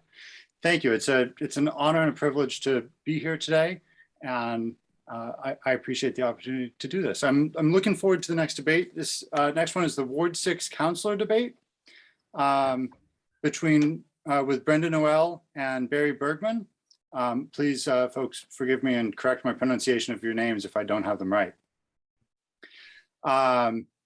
Chris, I assume you'll be unmuting them and bringing them up in a moment. I will run through their bios to introduce them because we don't have opening statements, I believe. So Brenda, the incumbent, has lived in Newton Highlands for over 11 years with her husband, twin daughters, and 2 dogs. She's a social worker with over 25 years experience in the field and has served as the executive director of Pathways to Possible, a Newton organization that provides housing and services to individuals with intellectual and developmental disabilities. Barry Bergman is a CPA with an MBA from Boston University and a master's in taxation from Bentley University. He has worked in public accounting as well as corporate accounting and spent the last half of his career advising large organizations on best to use accounting systems to address their accounting needs.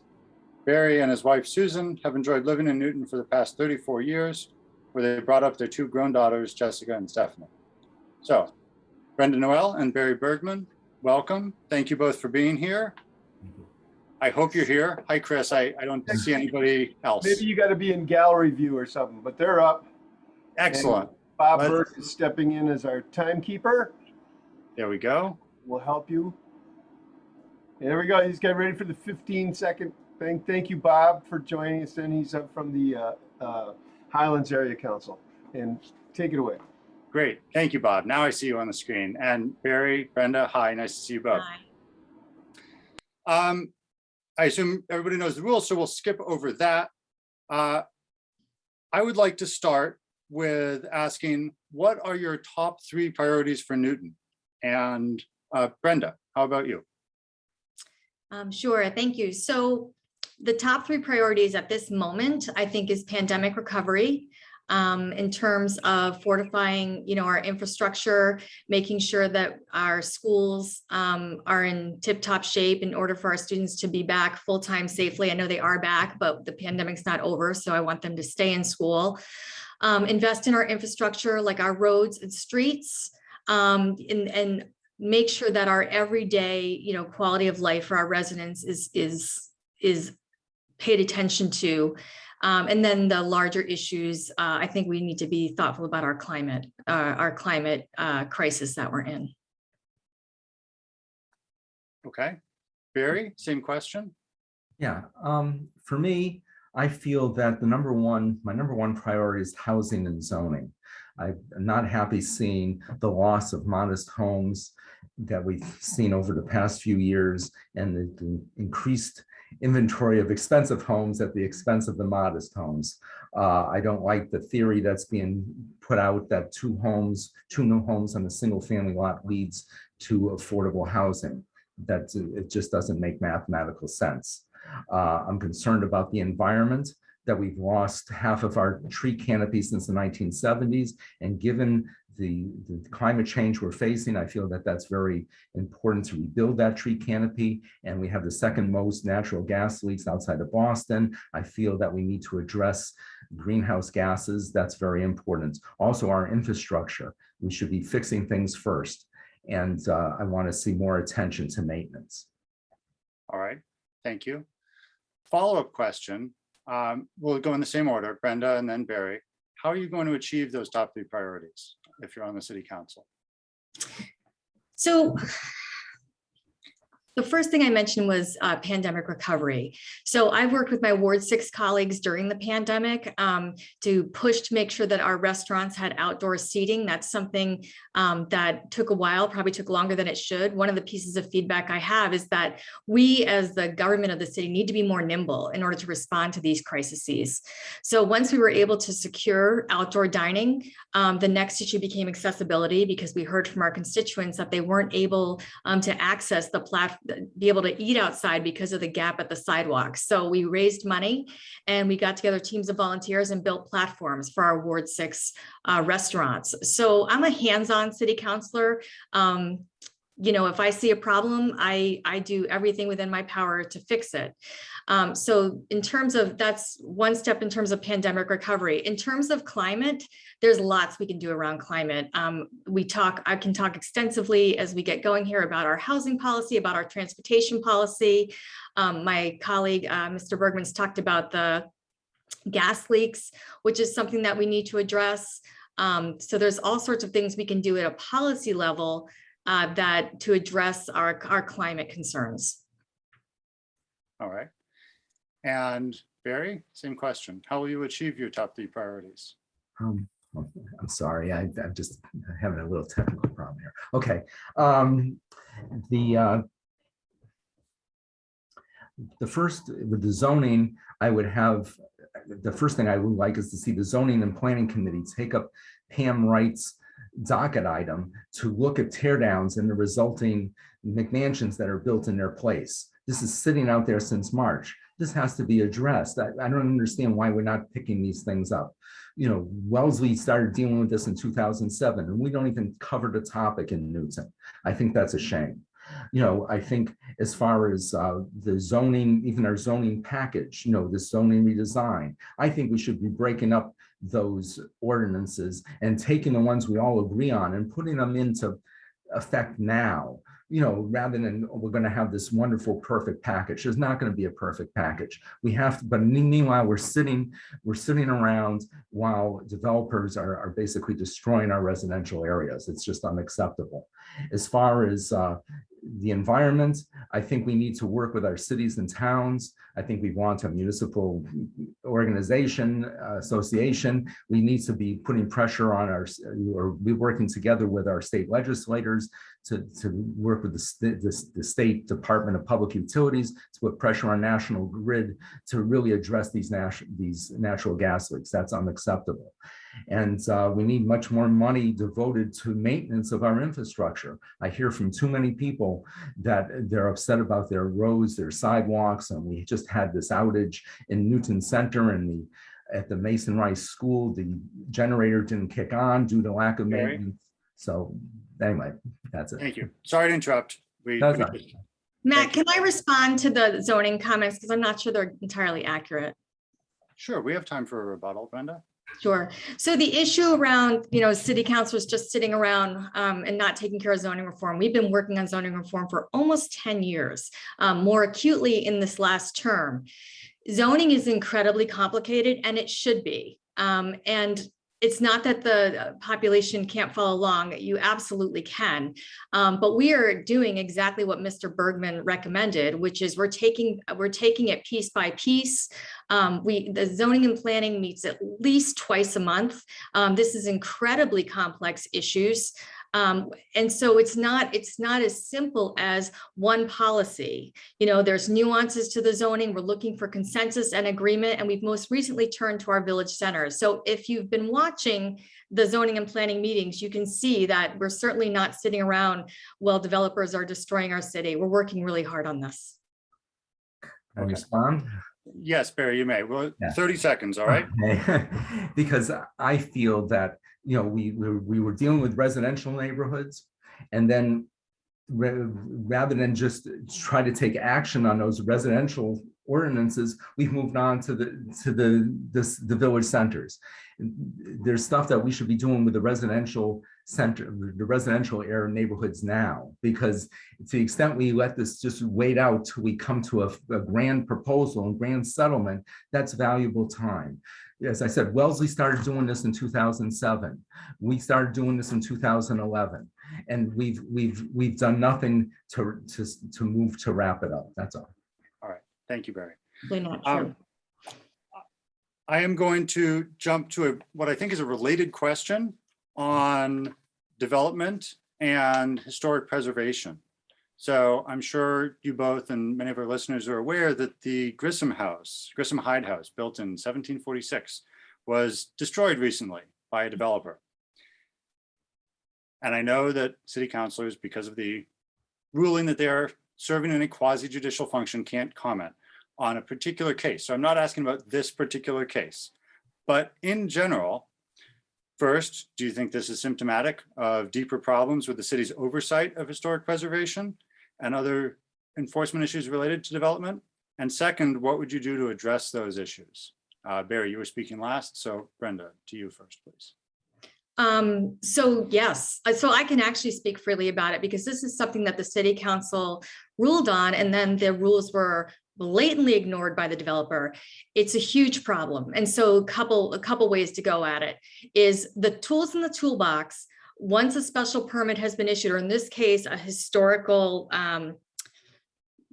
that's not the word for it, but the historical commission is the one that determined what was allowable in this house, is our enforcement of that. So, you know, inspectional services is in charge of enforcing that. Lucky for us, ISD does not go out every day and check a site. Lucky for us, a neighbor reported this.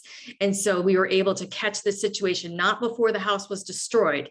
Secondly, the tool in the toolbox to hold these folks Brenda, accountable. I'm sorry, but Fine because from the state. Okay, Thank so. thank you. I'm sorry about the time limits. They are what they are. Barry, same question to you. Yeah, I feel that we just don't have tough enough enforcement on this. You know, the $300 a day fine, which he hasn't even paid, is just unacceptable. I spoke with someone from the Cambridge Historical Commission, and they had the same problem there. They decided, they made the developer get historical materials to put that house back together, actually rebuild that house as it was. And I was upset when I sat in the historical commission meeting, our historical commission meeting, and some of our city councilors said, it's fine, he's just building a replica, that's wonderful. And he's paying a price by building a replica. He wasn't paying the price at all. And I think that was just unacceptable. Thank you. Related question on historic preservation. So as you probably are all aware, Newton has been losing smaller and older homes, which means more affordable homes, to tear downs at a rate of about 2 a week, around 100 a year. Everyone results in environmental harm. Everyone results in a high carbon cost, both for the new construction and the transportation of materials, and also for the loss of the built materials, which often go into landfills or otherwise are wasted. There's also the loss of trees and green space. So what do you think the city should do about tear downs? And Barry, we're gonna start with you first, just so that it's not always exactly the same. Fine. I think we need much stricter codes. I mean, right now, at least in my neighborhood, we have 7.5 foot setbacks, you know, from the neighbors. And it stays in place even when they put a new McMansion in place here. These huge homes that weren't intended when they put the 7.5 foot setbacks in place to begin with. So we need, first of all, that should just be automatically. You do a tear down, then the setbacks change automatically. We should already have setbacks, tougher setbacks. We also should have tougher footprint requirements also. You know, there's, as I said, I like the Wellesley has large house reviews. I'd love to see something like that go into effect, but that's probably too much to ask at this point. So. Thank you, Barry. Brenda, same question. Sure. So similar to how we opened, this is an incredibly complex issue. And there is a saying that you promote what you permit. And our zoning code right now lends itself to tear down. In some ways, it incentivizes tear downs because our zoning code is so outdated that you can tear down a small house and then build right to the limits of the setbacks, which is what Mr. Bergman was talking about. So we need, getting back to, this is complicated, and we need to get in there with a fine-tooth comb and create a zoning code that benefits the homeowners who do not tear down these houses and incentivizes that. Right now, the other challenge is the land is just too valuable. You know, there's nothing we can do about the fact that Newton is an incredibly desirable place to live and that there are market forces out there. We can't change that, but what we can do is through the zoning code, incentivize smaller units, incentivize folks to leave that house where it is and to make it beneficial to not tear that house down. Thank you, Brenda. Okay, I want to step off of tear downs and zoning briefly, or maybe it's related, we'll see, to talk about rats, the Norway rat. and other rats. There seems to be a surge in rats around the city. We're certainly hearing it and seeing it in the tab, on Patch, on community Facebook groups, on community listservs. Everywhere I've looked, I've seen people talk about rats. Brenda, we're going to go to you first. What do you think is at cause here, and what would you do on the city council to address this rat problem? So I am the vice chair of programs and services, and we recently had a presentation from the administration about the rat problem. So there's definitely, on social media, we've been hearing about the rats. I haven't seen the actual data that there's an increase in rats. We certainly know that there are rat sightings, but I think, rats are out there. We know that. There's some speculation that it's about the development, but we haven't had, in some ways there was less development during COVID. So I haven't seen the data again that we have an increased rat problem, but what the city is doing, which is wild and revolutionary, is we're putting the rats on birth control because we don't want to poison the rats, because then other species are going to eat the rats and it's going to make our whole food chain problematic. It's going to kill other animals. So it's state of the art that they're going to put the rats on birth control to prevent the further outbreak of the population, which again, I love this city because we are cutting it. Sorry, thank you. Barry, same question. Rats, an apparent rat problem. Is it an actual surge in rat population? And what would you do about it? Oh yeah, no, I definitely it is. We had a small problem even in our neighborhood. I think it's partially due to construction. Maybe it's due to, they said, COVID with the restaurants closing. Nonetheless, I think it's really left up to the city. It seems that the city has the wherewithal to address this, and they're putting those, according to what Councilor Noel was saying, they're putting those actions into place. So which is great. All right, thank you. Look, we just gained 10 seconds. Pivoting back away from rats to taxes, and city revenue. So as a little background, the total residential property value in Newton is estimated at or calculated at approximately $28 billion. Non-residential tax property value in Newton is about $3 billion. That's a pretty wide discrepancy. Property taxes are about 83% of the city's revenues. Most of that, 3/4 of that, from single family homes. So skipping some of the background, first, I'd like to ask 3 questions here. First, what's your position on densification of the city, that is making the city denser with more large scale housing development? And just, sorry, one more sentence of background. The calculations show that denser housing leads to less per housing unit revenue to the city than less dense housing, like single family housing. So Barry, what's your position on densification of the city with large scale housing developments? Well, I certainly don't want to see urbanization of our residential neighborhoods. So any type of increasing the density in residential areas, I feel is unacceptable. I'm okay with some increased density in our commercial areas, in our city, in our village centers, but actually on commercial property. The way I look at it is, believe it or not, I tie some of this stuff to our urban heat islands. I believe that if we can have more trees and green space in our commercial areas where and have some housing there, we kill a number of birds with one stone. It would be a net gain for the city. All right, thank you, Barry. Brenda, same question. What's your position on densification of the city with large scale housing developments? Yeah, I'm happy to answer that. I'm more struck by the comment from Mr. Bergman about the urbanization of our village centers. I don't know what he means by that.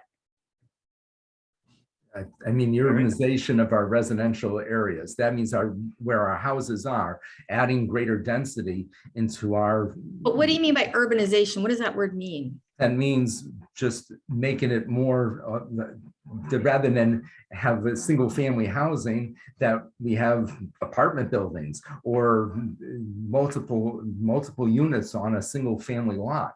That's what I mean by urban. Maybe that isn't a good term, but to me, it just means a greater urban heat islands. It makes it's less green space.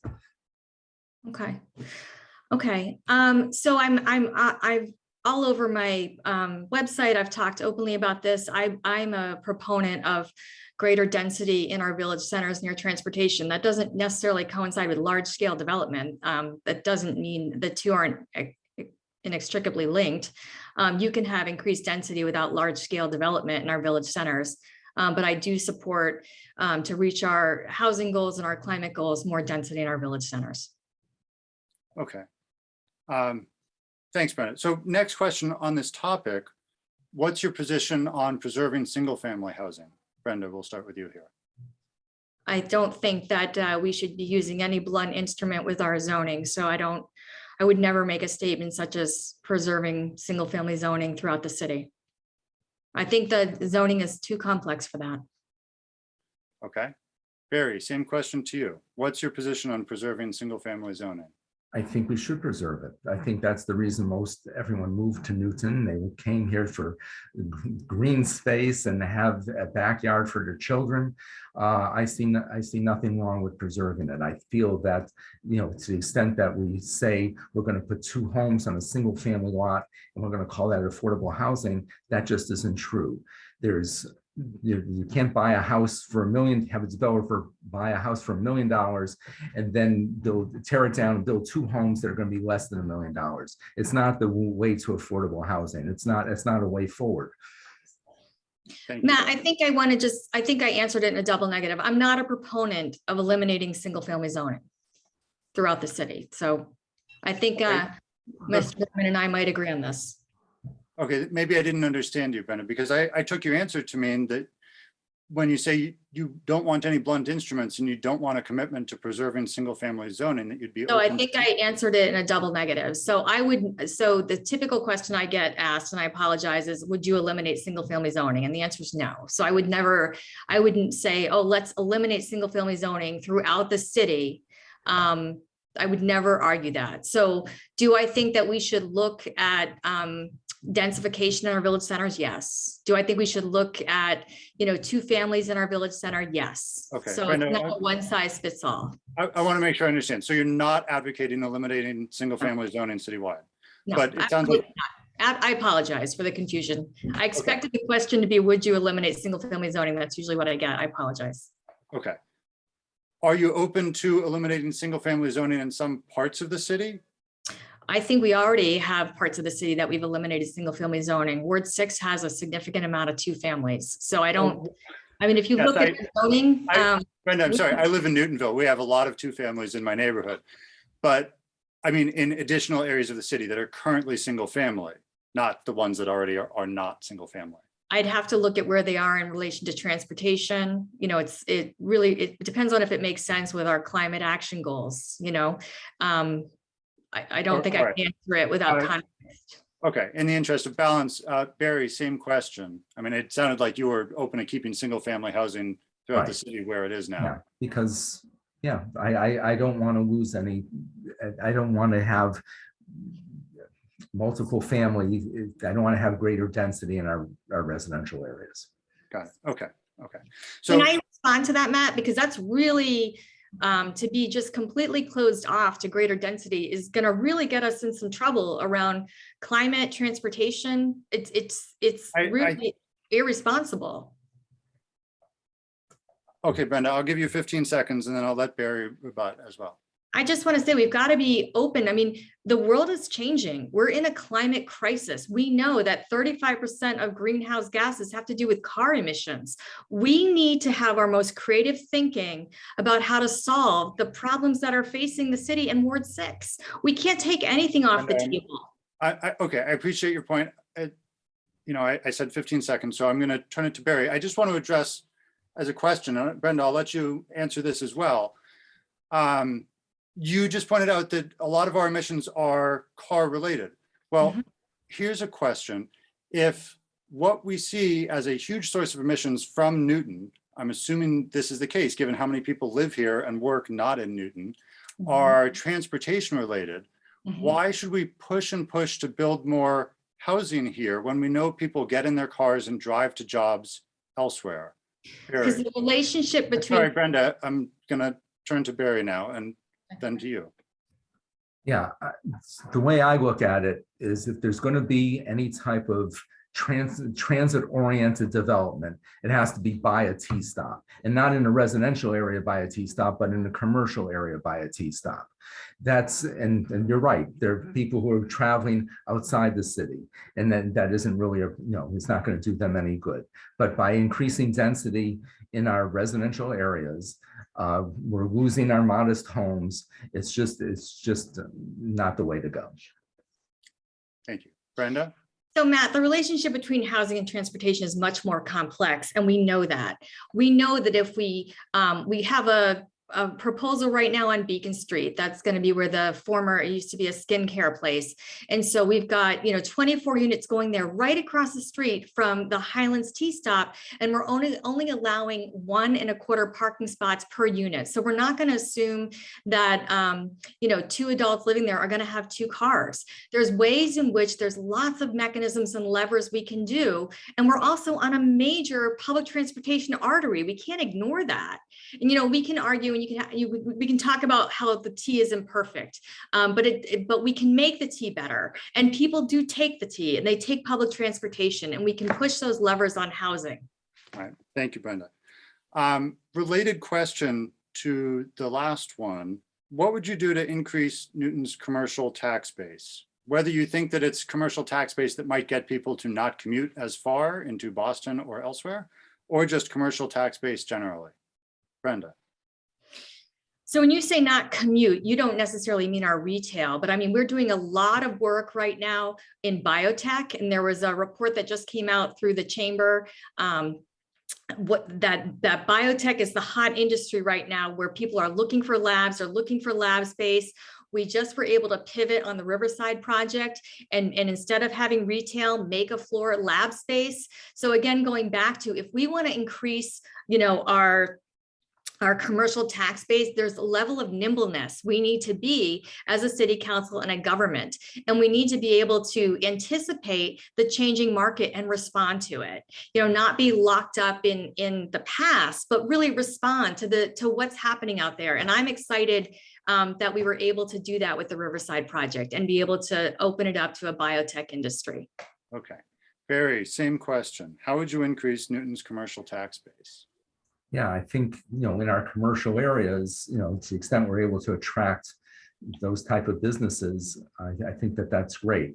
But I also think that we should be working towards, increasing racial diversity in our commercial area, that we should be giving tax breaks to small businesses that are starting out, that we should have a business equity fund to help fund these businesses. Because I think our village centers, need a little bit of a boost.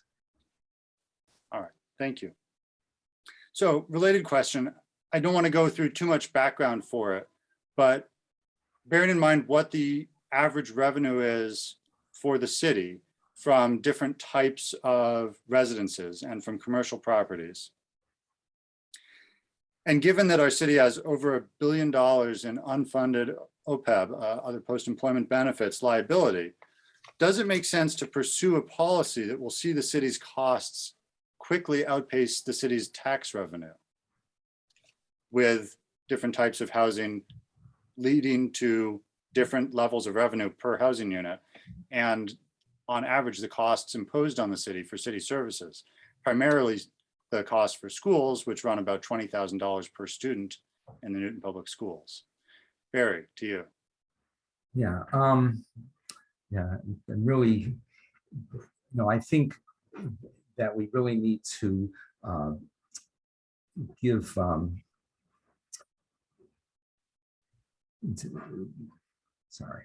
Sorry, Barry, my question was kind of long, I know. Yeah.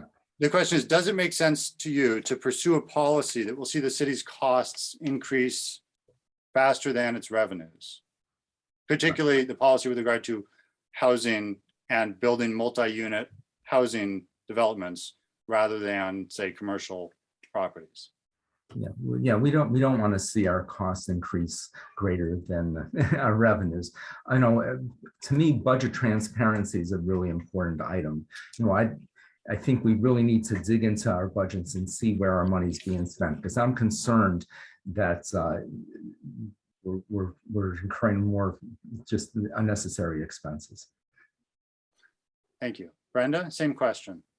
So Matt, that was a long and interesting question. What struck me about it, and I'm not sure if the person who wrote it intended that, is you mentioned, overburdening schools with costs. And the question in and of itself is a violation of the Fair Housing Act, that we don't build housing with a mind's eye to how many children are coming or what the impact is going to be on schools. And so the numbers that you've stated now twice, that, we're going to be upside down with our costs if we build housing, I'm not sure that's consistent with the studies that I've read. And I just wouldn't work from that assumption that, we're going to be upside down in city resources, or somehow it's going to bankrupt the city to build more housing. I take issue with that fact. Okay. Do you want to answer the question? But the question is based on the premise that if we build housing, it's somehow going to be a burden to the city. I just don't agree with that. I don't think it is going to be a burden to the city. Okay. So follow-up question. If it is a burden to the city, would you support another Proposition 2.5 override during the upcoming mayoral term? And if not, what are your ideas for generating revenue to pay for schools, police, firefighters, garbage, road repair, and other city services? Do you want me to start, or Mr. Bergman? Yes, you please, Brenda. We're just trying to go back and forth. Sure. So if there's going to be an override, it's going to come down from the mayor's office. I haven't seen evidence at this moment that there's going to be an override, and we do know that we did receive $63 million from the federal government to recover from the pandemic, and the mayor's been talking a lot about how that money is going to be spent. And most of it's going to, so far what's rolled out is infrastructure and the arts, which is really exciting. So at the data that's in front of me, I have no reason to believe there's going to be an override in the near future. Okay, but if there were one, would you support it? I think it depends on what it was for and what the need was. Okay. Barry, same question to you. Yeah, overrides don't seem to be a big hit in Newton. And, with this increased housing density, I think you're right in that we're, many times that the revenue from property taxes doesn't really cover the increased number of students coming into our schools.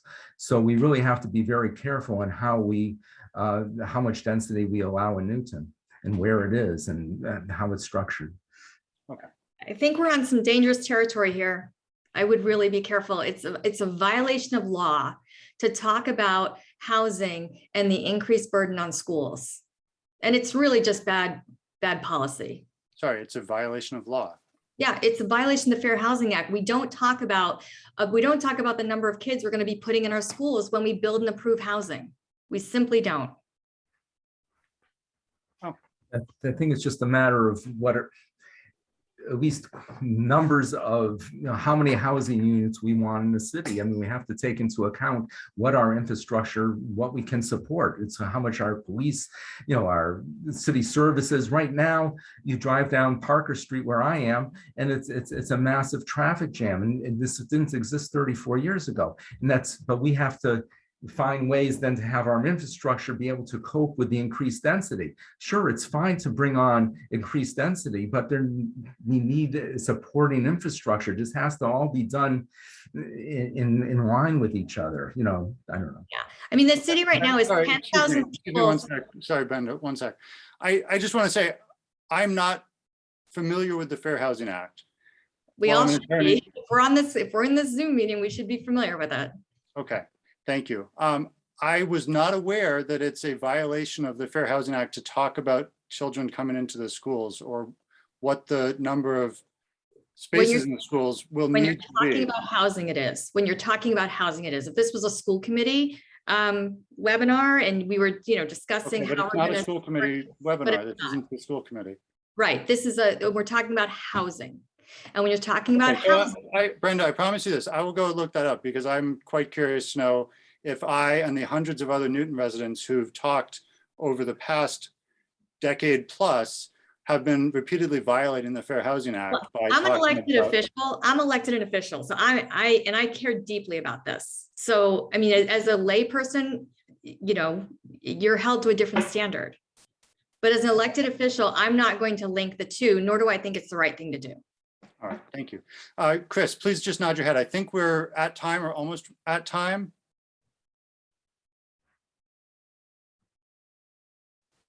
I just wanted to give one more question if we have a moment. I can't hear you, but you're not stopping me, so here we go. Different question. The city council jobs, I think, are pretty plainly demanding jobs. Do you think they should be professional jobs with full-time pay and full-time benefits to go with the amount of work that the city councilors seem to be expected to do, and have it be a 9-to-5 job rather than multiple meetings every night with, I think, concomitant effects on who's able to run and serve as a city councilor and who's not? Barry, I'd like to turn this to you, please. Yeah, no, I don't agree with that at all. I mean, it's really about representation. You know, I'm glad that we have a structure, that we have a ward counselor, that Brenda and I can be representing, you know, Ward 6, you know, and looking out for the interests of the ward, and that there's other at-large counselors. I think this is the democratic way to go. I don't want to see paid professionals. And you're right, it is I can see all the work that the city councilors go through. It is very demanding, but I think it's almost our obligation to do it. Maybe my question wasn't clear. Just to clarify, so you have a chance to answer, Brenda, and Barry, if you need to rebut, you can. Not paid professionals, but that it would pay as a full-time job to go with the amount of work that city councilors do. Brenda, to you.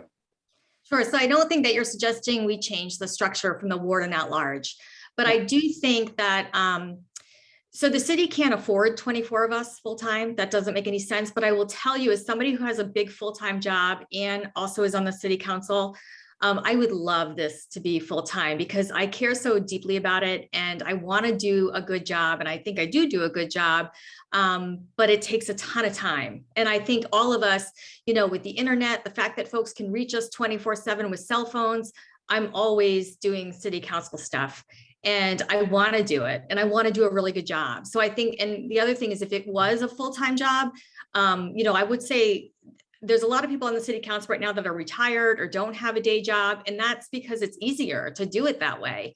So I think it might open up the diversity of who's able to be a city councilor if we change the structure. But again, Matt, we're a long way from that. It's embedded in our charter. So we're sort of speculating on what's probably not even possible, but I would love it. All right. Thank you, Brenda. Barry, I'll give you 10 seconds if my question wasn't clear. No, I don't think we should be paid. I don't think we should be paid a full salary. All right, thank you. So I know we're over time. If either of you two would like to ask each other a question, you have the opportunity to do so now in the same 45 seconds to answer, and then closing statements, whether or not you want to ask each other a question. Brenda, would you like to ask? So Barry, I know we're not supposed to have favorites, but what is your favorite restaurant in Ward 6? Jeez, that's a good question. I like Union Street because the reason I like it is because you can eat outside. And then during the pandemic, that's a big deal. And they do have good mojitos, so.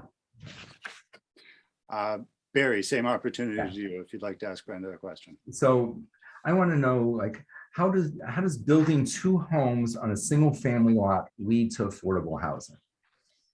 Okay, so for starters, Barry, the affordable housing thing is where you're getting caught up. So one 5,000 square foot home is going to cost more than 2 2,500 square foot homes. Is it affordable? Well, it depends who's defining that. Is it cheaper? Yes. So 2 smaller units is always going to be cheaper than 1 large unit. Okay. I think time for closing statements. Brenda, would you like to go first? Sure. So my name is Brenda Noel. I'm your current city councilor and I'm running for re-election and I'm asking for your vote. I love this city. I feel lucky to be here. Some of you have heard my story that we bought a house with carpenter ants, asbestos and termites, and the price was right. So we were able to squeak our way in. I have twin daughters that have grown up in this community, have grown up enjoying the lake, have grown up benefiting from the school system. And I think this is a wonderful community.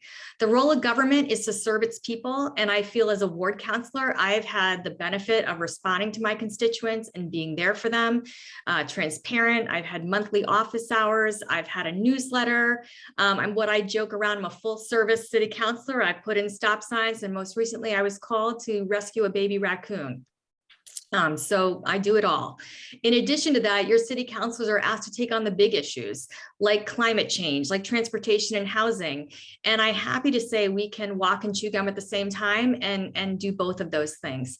I'm asking for your vote on November 2nd, and I'm asking you to send me back to city council to continue the work. And thank you. And thank you to the area council for hosting us today. Barry, closing statement? Sure. My name is Barry Bergman. I'm asking for your vote for Ward 6 City Councilor.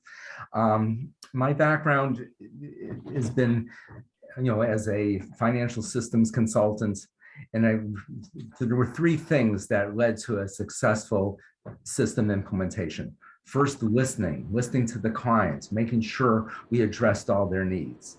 The second one is working as a team, not just a team just among the consultants, but a team also working with the client, that we worked all together as one team.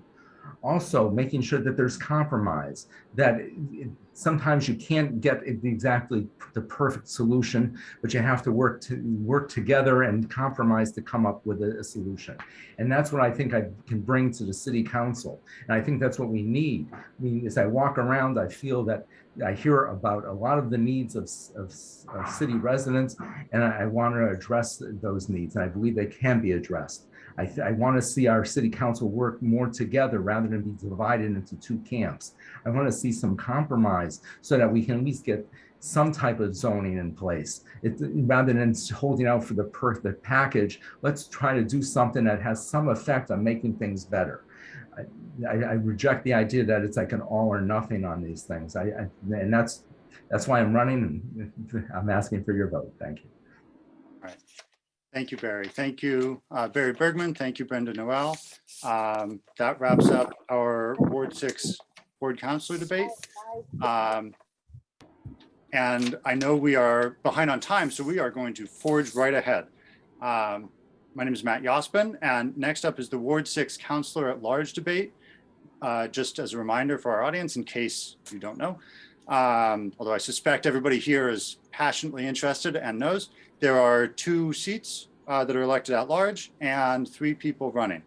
Those people are Vicky Danberg, Lisa Gordon, and Alicia Bowman. And because we're behind on time, I am going to read your bios very quickly. Please forgive me if I garble it or if I mispronounce your names. Vicky Danberg has lived in Newton since 1977. A parent of 3 children who benefited from Newton schools. She's a hardworking, collaborative, and successful advocate for her community. She has an MBA in finance and management and champions school funding, improved services and access for the disabled, village center revitalization, an ambitious climate plan, expanding Newton's housing options and upgrading Newton's infrastructure. Lisa Gordon. Lisa Gordon was raised in Newton Center and attended Newton Public Schools before putting herself through college at UMass. She spent most of the 1990s running an anti-racist organization in London, England. She was a member of the Newton Center Task Force and helped to keep the former Newton Center Library in our community. She lives in Newton Center with her husband and 2 children.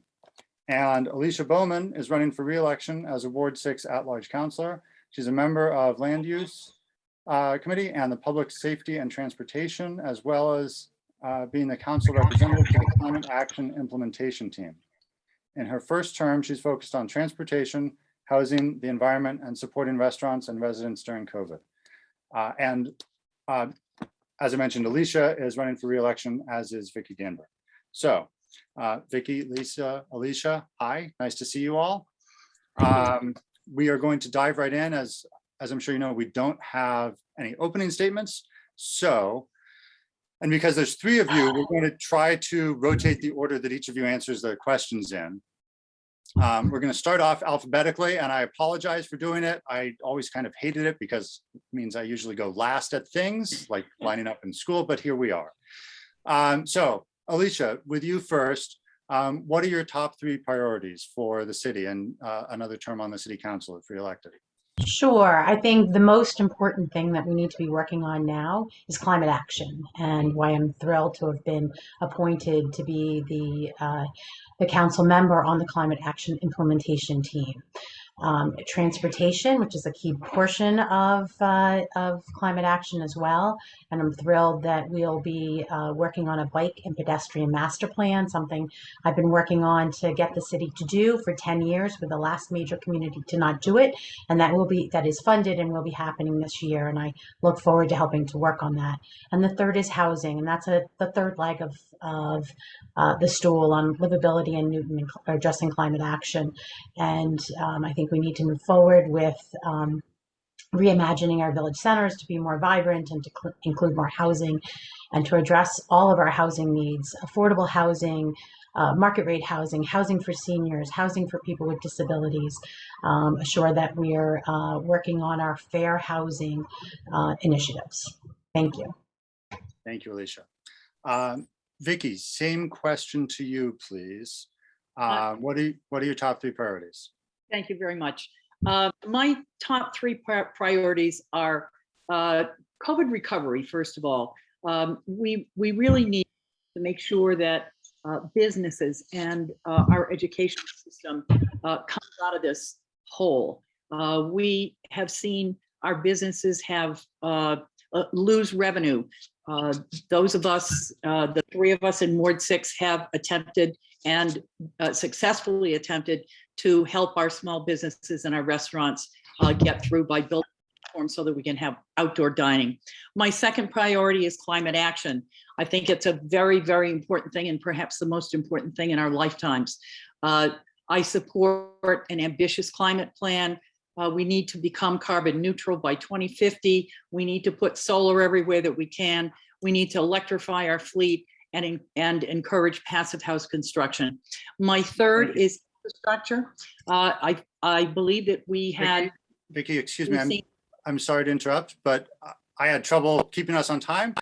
We'll come back, but I did get infrastructure. Thank you. Lisa, same question, top three priorities. So my top three priorities are infrastructure. I want to make sure that we're looking at our roads and our sidewalks. And I would include under that also our public transportation and making sure that all of our villages are connected, which currently they are not. Also education. I think it's really, really important that we are supporting our schools the best that we can and making sure that the teachers and the students and the parents all have the tools they need to recover from the lost year of learning last year. Finally, zoning. And under zoning, I would also include affordable housing. I think for the last 20 years, we've tried to get affordable housing by working with developers. And I think that that has failed us. So I would like to look at other alternatives, more private-public partnerships like we used to do, to really bring our community back and to increase the diversity in our neighborhoods. I think that one of the best ways to do that is to really look at good, affordable solutions in housing. So infrastructure, education, and zoning. I'm sorry, I've got to ask you to wrap up. Got him. So follow-up question, by the way, I'd like to introduce you all to my dog, Rosie. She's upstairs. She's very excited. Somebody's ringing the doorbell. I would like each of you to pick just one of your top three priorities, and you get 45 seconds to tell us how you plan to try to achieve it if in office. And because we're rotating the order, Vicky, you first, please. One of your three. One of my three would be climate action. As I said, I support the very ambitious climate action plan that the city has done. Helena Brown has been a wonderful leader in this, and she has set out for us exactly what we need to do in order to be carbon neutral by 2050. We need to electrify our fleet. We have electrified the sedan fleet, and now what we need to do is work on, as soon as the technology is available, on electrifying our front end loaders, our dump trucks, and our heavy equipment, including fire trucks. We need to encourage through zoning, passive house construction and recapture of housing, reducing tear downs, because tear downs are a big problem in our Thank you, Vicki. our environment. Thank you, Vicki. I'm sorry, we've got to keep forging ahead. Lisa, same question to you. Pick one of your top 3 priorities, please. How would you achieve it? Great, infrastructure. As I've been knocking on all the many, many doors, and I've been making phone calls every evening, the top comments that I hear are, my road is falling apart. I don't know when it's going to be fixed. We don't have enough trees on our sidewalks. I would like to know what's going on. And I think during the pandemic especially, residents have been out of their homes as soon as it's nice out, and people are noticing this. So I would be a very strong advocate for making sure that we put the resources in to get things done faster. Both of my opponents abstained on a request to put more money into our athletic fields. I absolutely think that our athletic fields need to be top and foremost in a plan under infrastructure. And I also really believe in communicating with our residents. I would be out talking to people and knocking on doors, not just every 2 years, but in between, to make sure that we are fulfilling our commitment to all residents to have safe streets, safe sidewalks for everyone who travels those. I would appreciate a moment to just quick rebuttal. I did not abstain from investing more money in our fields, and I absolutely support that. Yes, and I have to rebut that also. I did not abstain from putting more money into our fields, and I resent that suggestion. So John Oliver came forward with a proposal for the new budget, and both of you abstained. I will find that and I will send you the clip. Thank you so much. Thanks, Lisa. And thank you all. Okay, so Alicia, same question to you. Please pick one of your top 3 priorities. How would you achieve it? And absolutely. Climate action is number one issue of our time. And if we don't get this right, the rest of it doesn't matter.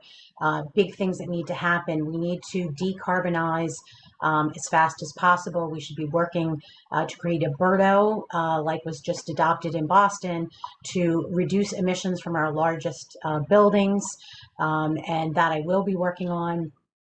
Second is we should be working on electrifying our residences, starting with new and substantially renovated buildings, because investments made today are going to be lasting past the time when we should be decarbonized. We should be working on transportation, and you do that by obviously electric cars is something people think about a lot, walking and biking, but we should be making walkable neighborhoods that reduce the need for people to even drive in the first place. Thank you. Thank you, Alicia. I'd like to, well, let's pivot for a moment to something that's either more lighthearted or much less pleasant, depending on your perspective. Rats. I understand. Thanks, Lisa. I'll be here all day. We know that there have been a lot of discussions and sightings of rats. And while I've heard and seen and writing that there's a disagreement about whether or not there actually is an increase in rats or just an increase in rat sightings, I'd like to ask each of you, one, if you think there is, and two, what you do to address it if in office. And because we're at present just trying to rotate through, Lisa, you first, please. So I firsthand have seen some of the rat issues that are coming up. So I do believe that we are being faced with a rat issue. Also, anecdotally, when I knock on doors and talk to people, there have been unfortunate residents who have very clean homes who have found rats in their kitchens. My son goes to Newton South, and recently they brought in a policy for students are not allowed to eat anywhere in the building except for the cafeteria because they are finding rats throughout the building and in teachers' waste bins. So I really think that the city council needs to get on top of this. For me, it's one of the ways that we get tough when we work with developers to make sure we're getting the best results for our city. And what that means is rat mitigation. We have to ensure that as we build and as we develop, that rats are not coming and making up residence in our homes and in our schools. And if you go to Bram Way during twilight, you will see way more rats than you ever wanted to see running around our public plaza. Thank you. Thank you, Lisa. I am not sure if I'll take anybody up on that invitation, but noted. Next, Vicky, please. Rats. Yes. Yes, the answer to do we have a rat problem is yes. There are two main sources generally from of rats. One is development, when it stirs up both street and road development and larger development. It stirs up rat nests and they start looking for other homes. The second one is a food source. Many of our restaurants have overflowing trash bins, and this has caused an increasing rat problem. We've seen some evidence of it in Ward 1 that is appalling. The city of Washington, D.C. has come up with a very interesting program that the city of Newton is emulating and we are adopting, and that is rat birth control. This is has proven in Washington to have over several years, because a rat lives for 1 or 2 years and has 6 or 7 litters in that period of time, per year, actually, I think. Thank you. Sorry, I'm terribly sorry to interrupt you, but I must. Okay. Alicia, same question to you, please. Okay, let's what hasn't been said. All right, so adding on to what Vicky said, I do think us adopting the plan for birth control for rats is a great idea. I think we also need to recognize that some portion of the increased rats that we're seeing are the migration from downtown when the shift in COVID happened and rats were left without a food source from restaurants. But I appreciate that there are rat issues, and I actually, one of my more recent interactions in going to visit a resident was because of rats next door. And one thing that I found that the city is very responsive. It was an abandoned building from a fire, and the health department was able to come out and deal with it. Thank you. Thank you, Alicia. All right, turning away from the topic of rats, I'd like to talk about historic preservation and enforcement. I'm sure you all are aware that the Grissom Hyde House in Oak Hill was destroyed recently. So two-part question. Do you think this is a symptom of deeper problems with the city's oversight of historic preservation and enforcement related to development? And more importantly, what would you do to address those issues? And as we continue to rotate, I believe, Vicky, this is to you first. Yes, thank you. First of all, yes, I think that this is a problem. It was a tragedy when the Grissom House was torn down, and it was a blatant violation of our law. This problem is something that we need to get a hold of and we need to resolve, because we have a number of landmarked and historic register buildings that we have to save. The way that I would resolve it is, if a building is on the National Register or landmarked, which this one was, the developer, if they are doing any significant changes to the building, should pay for a registered architect to check daily, so that we may make sure to maintain a day-to-day account of what is being done. And if anything is being done that we don't agree with, we stop it. Thank you, Vic. In our current rotation order, Alicia, to you, please. Yes, so of course I agree that this is a tragedy and not one that I think people could have predicted, but certainly we should learn from that and say, I agree with Vicky, we should be doing anything we can legally and otherwise to ensure that our most historic homes are maintained in the way that they go forward. I might suggest that they might have to keep somebody on site 24/7 or whenever work is occurring, and make that a burden of redoing the house. And it's a shame because, of course, it puts developers who are doing a good job and maintaining homes in a difficult situation. Either that or some sort of bond that would be so egregious to have to pay that you would not want to violate it. Thank you. Thanks, Alicia. Lisa, same question, enforcement.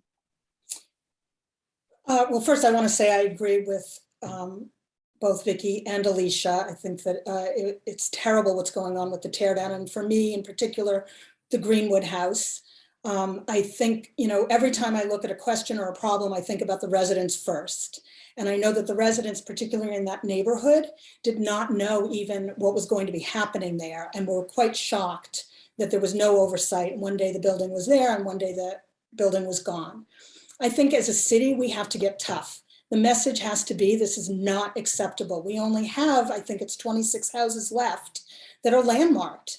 And in other towns, Barnstable for one, if a developer did this, they would have to rebuild the building at their own expense to the specifications of which it was originally built. And I know there are a lot of emails going around and a lot of upset residents. And I think we could do a better job of responding to them and their concerns. And this should be a no-brainer for everybody on the council and for the mayor. You are not welcome in Newton if you were going to willingly tear down a historic building. Thank you. Thank you. All right. On the topic of, well, on tear downs, how do you feel about tear downs, given that every tear down comes with a high both cost potentially to the community and the change in the character of the neighborhood? In most neighborhoods that I've seen, generally replacing, you know, moderately sized homes with much larger homes. And also, and I know climate is important to all three of you and all of us, or well, most of us, I don't want to say all. Given that every new development comes with a high carbon emission cost and also the carbon emission costs of the lost housing, what do you think should be done about tear downs generally through the city? And I think, Alicia, we're starting with you this time. Sure, absolutely. So the embedded carbon associated with tearing down a house and putting up a new house is certainly something we would want to avoid.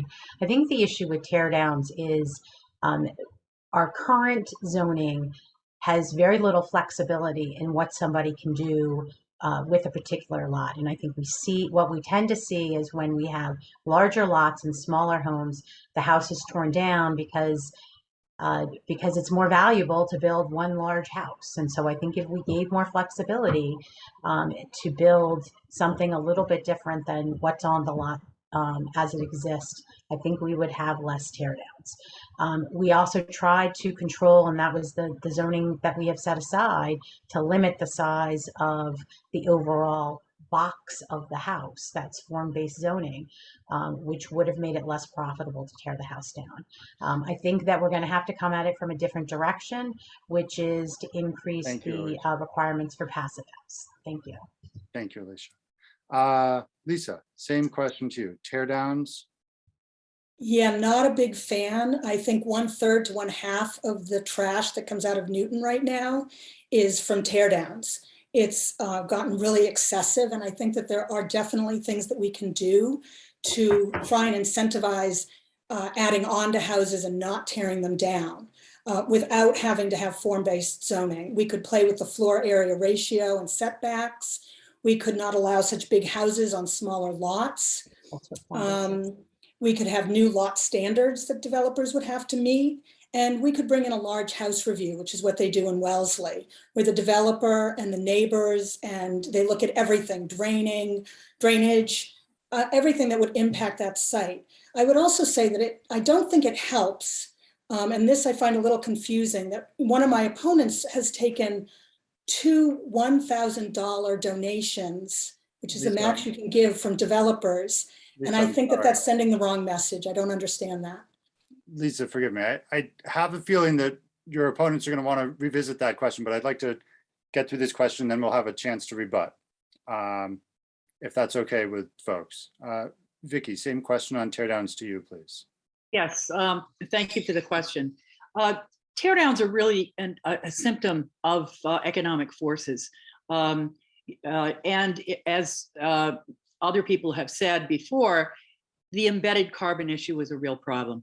The zoning code is outdated. That's one of the reasons that, that we have so many tear downs, because the rule of thumb is that if a house, let's say a house is worth $500,000, a property is worth $500,000. If the house is worth more than 50% of that total, then it encourages keeping the house because it's too expensive to tear down.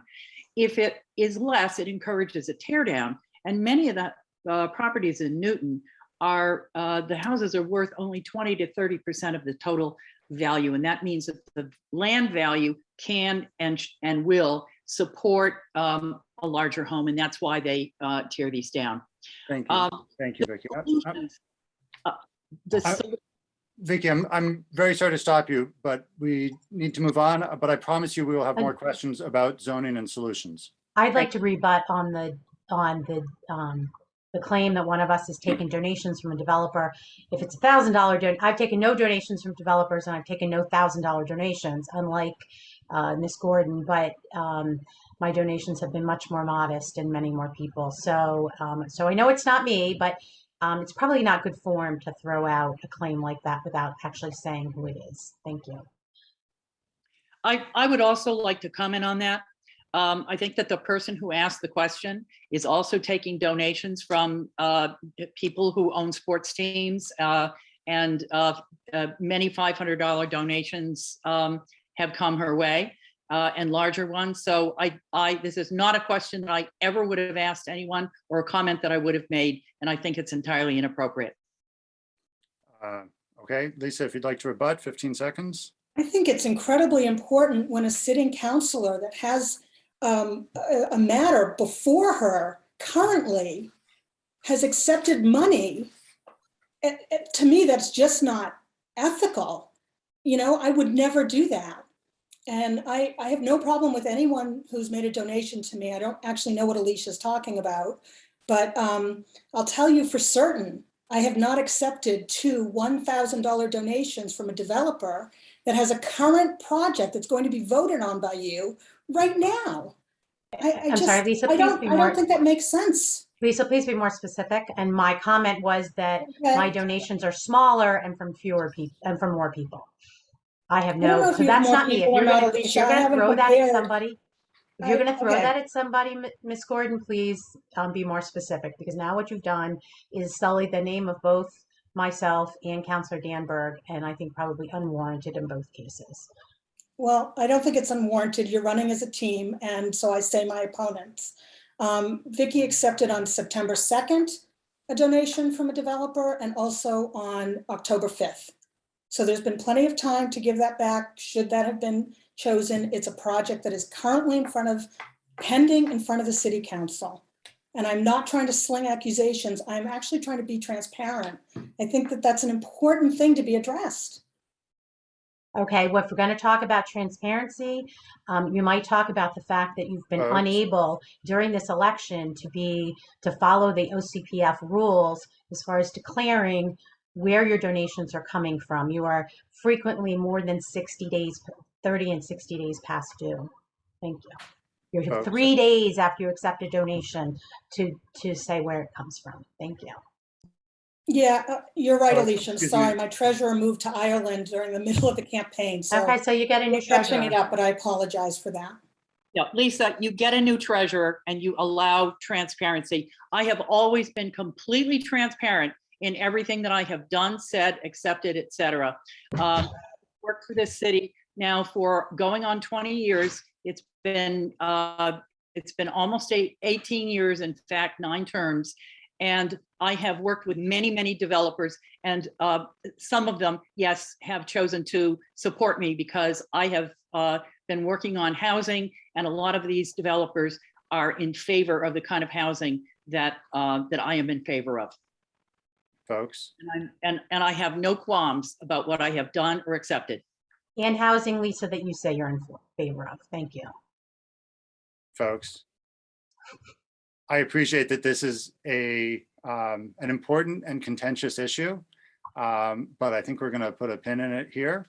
And I'm sure both your supporters and your campaigns will have more to say about it. For now, though, let's move on to something that might be, totally uncontroversial: zoning and the city's tax base.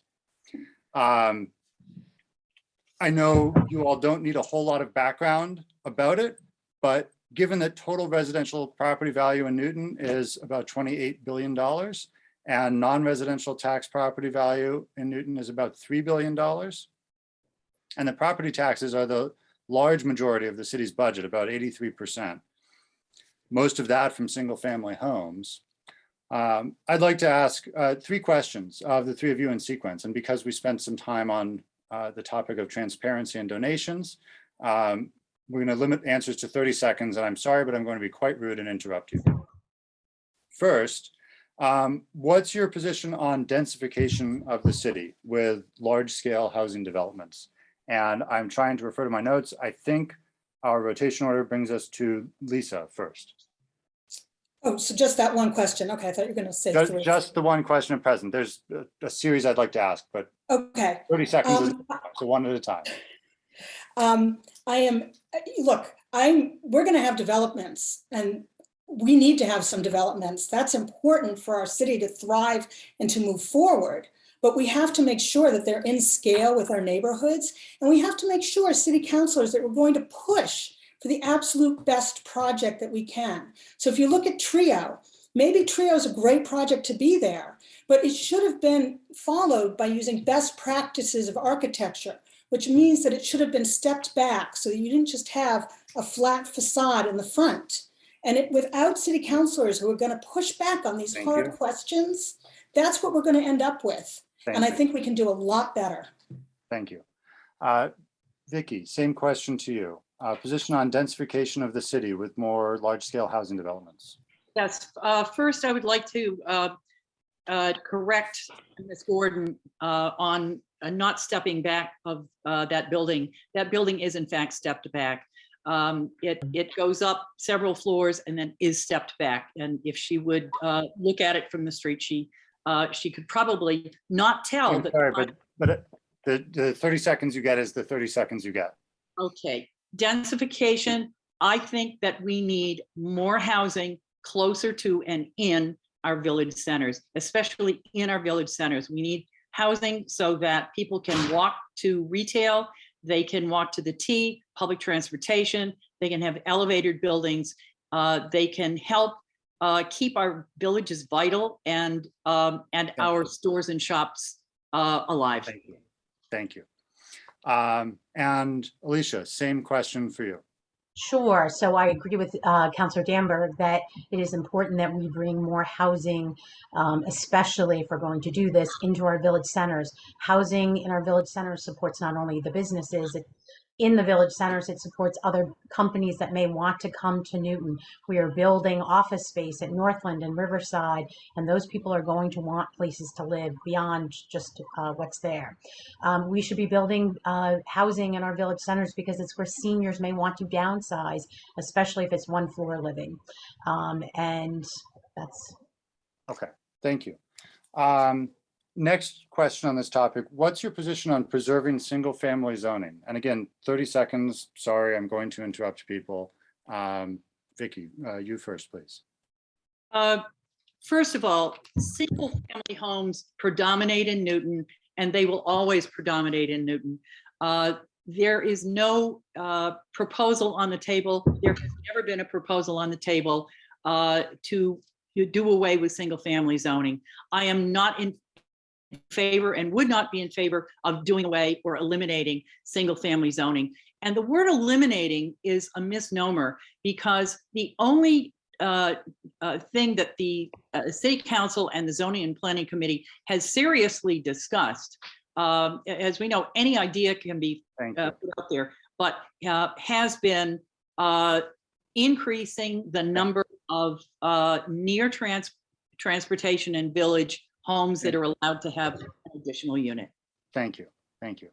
Our rotation order, Alicia, same question. What's your position on preserving single-family zoning? Sure, I won't bother to repeat what Vicky just said. I am in full agreement. I think that single family houses will continue to be the predominant housing in our neighborhoods, but it doesn't mean that we shouldn't be looking at opportunities to give owners of those homes flexibility like we've done with accessory dwelling units, that we aren't looking for opportunities to create more housing that supports our seniors and our young folks, and makes good use and supports our village centers. So, and we have Newton is full of single family zones that have 2 and 3 and 4 family homes in them. Thank you. Thank you. Lisa, same question to you. Yeah, just to be really exceedingly clear, I do not support getting rid of or eliminating single family only zoning. I grew up in a 2-family house. I currently live in a 2-family house.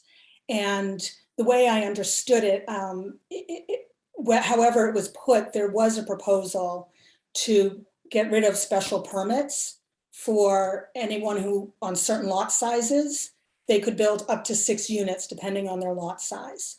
And I do have an issue with that. I think we need to fix our special permit process. It's very flawed, just like I think we need to fix our zoning. But I think it's really important that we keep community oversight on things that are going on. I've seen examples of trees coming down. Thank you. Thank you. Thank you. Third related question. What would you do to increase Newton's commercial tax base? And Alicia, to you, please. Oh, excellent, great. So I think one is enabling more mixed-use development in our village centers. I think that's going to make our village centers more vibrant and encourage new businesses to come in. I think that the direction of being taken to permit the hottest new and long-lasting business in biomed and biotech industry. I think those are really critical. And those are. All right, thank you. Sorry, I was preempting. My thing said it was 30 seconds. I was trying to be respectful. I appreciate it. I appreciate it. As you all can probably tell, I'm trying to look at 5 different things here, and one of them is exactly.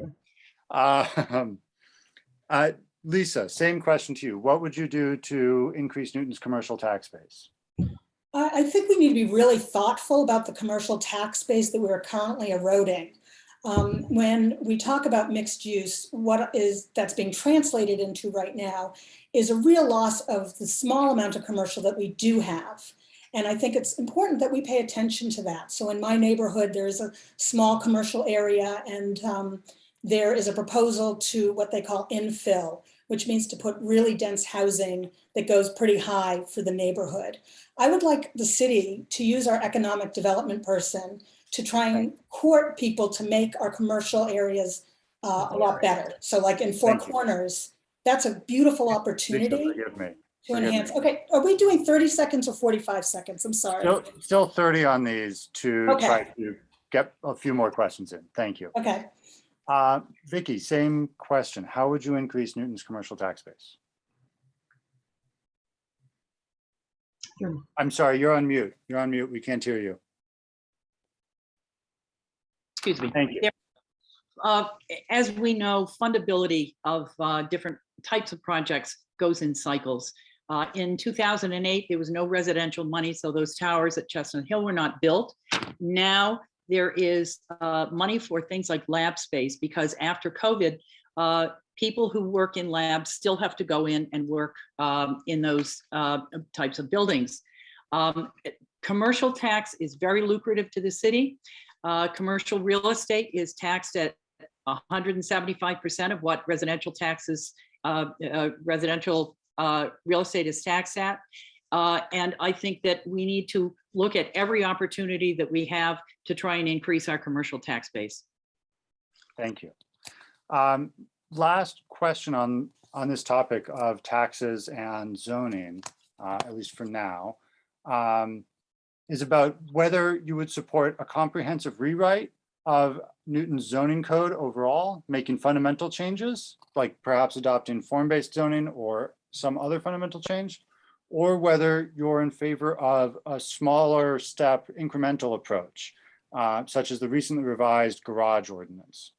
And in our rotation order, Lisa, I believe you're up first. By the way, how about 45 seconds for the. Sorry, I just lost track of what I was supposed to be answering and what time. Sorry, do you need the question more? Yeah, no, I do not support a full overhaul of our zoning code. I do support looking at each item and trying to make things better. I think if we'd started doing that about 7 years ago when this process started, we might actually already be there. And so I think it's really important that we look at it that way. There's no question things need to be changed, but I don't believe form-based zoning is the way to go. And I think that it's going to do more harm to our residents than it is going to benefit any of us. Thank you. Vicki, question to you. Comprehensive or incremental zoning overhaul, or I suppose neither is an acceptable answer as well.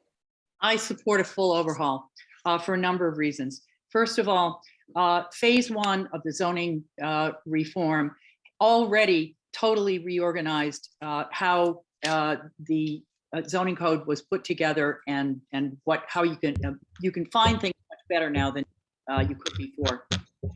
Form-based zoning, Ms. Gordon is misinformed if she thinks that the code that we're looking at is fully form-based. It's a combination of form-based and Euclidean. Form-based zoning simply means that what you can build has to agree with and be in context with and look good with and be approximately the same size as what is already built in that area. That's the biggest problem that we tear downs, smaller houses being built. Thank you, Vicki. I'm very sorry to interrupt. Right. We're just trying to keep moving around. Alicia, same question to you. All right, so I am with Councilor Danberg in that I believe a thorough overhaul of our zoning is called for.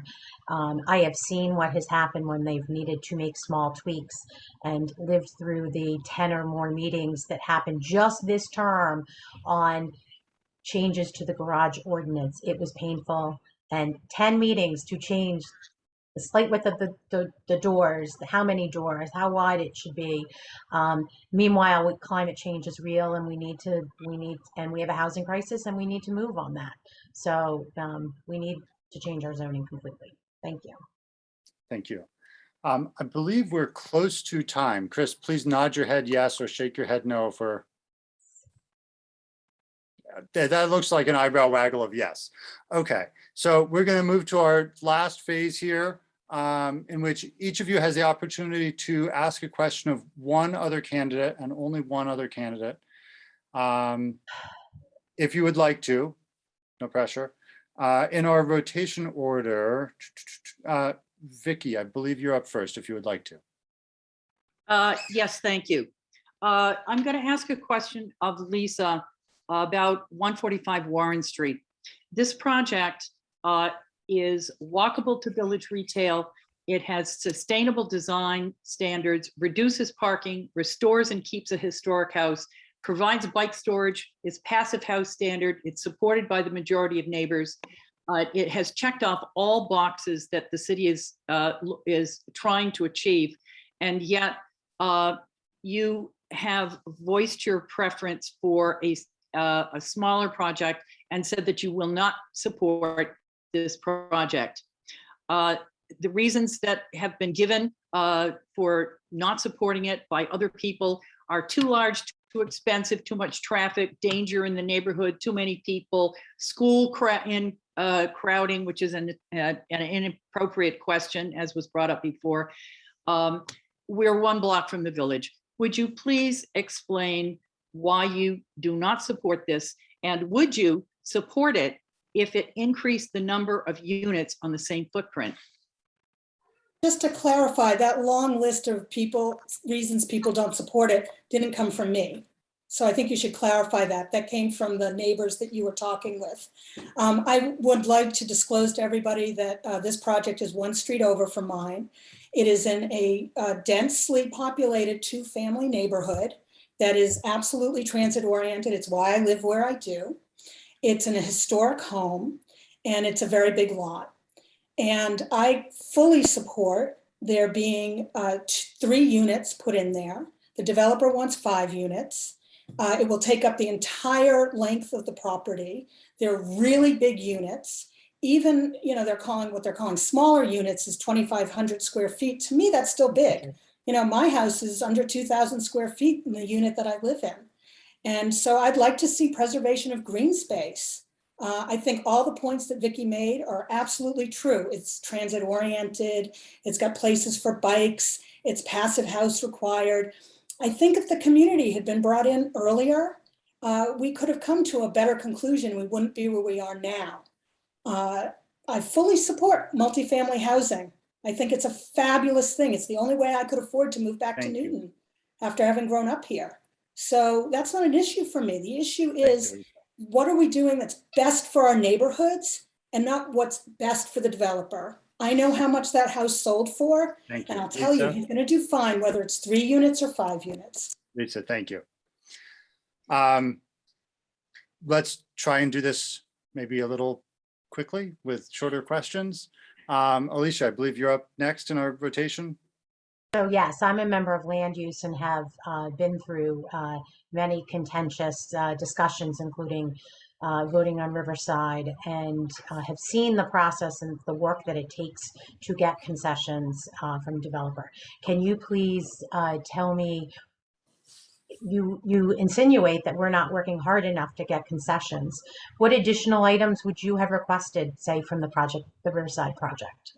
Do you know, and can you please discuss, and I'm sorry, wait, can you please list 5 things that they did for the city, and then what else you would have requested?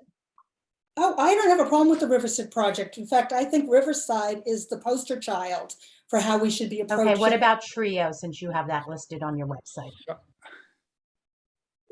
I'm sorry, you want me to list 5 I things? want you to give me a few examples of what Trio did for I think that the councilors should have pushed back on making sure that the scale and how close it is to the sidewalk and the scale of it, well, which I said size, was much more in tune with that area. I'm not against progress, but let's get it right.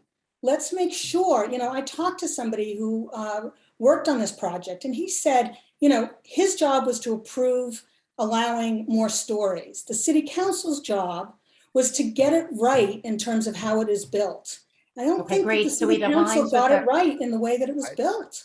It aligns with our comprehensive plan. Thank you, Lisa. Alicia, I'm sorry, but we only have time for one question. Thank you. Lisa, same opening for you. Would you like to ask a question? I would, and it's sort of already been answered, but I will ask it anyway of Ms. Bowman. You've said several times recently that you believe that by not eliminating single-family zoning citywide, Newton is racist. As an at-large councilor, how would you vote on the elimination of single-family zoning citywide? So there should be no doubt in anybody's mind that single-family zoning has reduced the number of units that are built in our city, in our state, and across the country. Zoning policies were enacted in various periods of time in our state, meant to restrict some of the earliest. Eliminating triple deckers in Boston was meant to reduce the ability of immigrants to get a foothold in our country. And there should be no doubt about that. And the 1,000 people who showed up to hear Dr. Kendi talk about how to be an anti-racist, and he spoke about the most important thing Newton could do to end racism was to address the housing crisis and the fact that the average wealth of a Black family in Boston is $8 versus $200,000 for a white family. So it's important to address it, and we ought to talk about it, and we ought to be comfortable. After a year like we have gone through, from the murder of George Floyd and beyond, we ought to be willing to have that conversation, and people want to have that conversation. And it doesn't mean that saying somebody who lives in a single family home is racist, but for us to refuse to address the underlying issues and the economic issues caused by our housing policies is a problem. But just in case that's not what you care about, we need to fix housing for the climate. We need to fix housing for seniors and to support our businesses. Thank you so much. Thank you, Alicia. All right.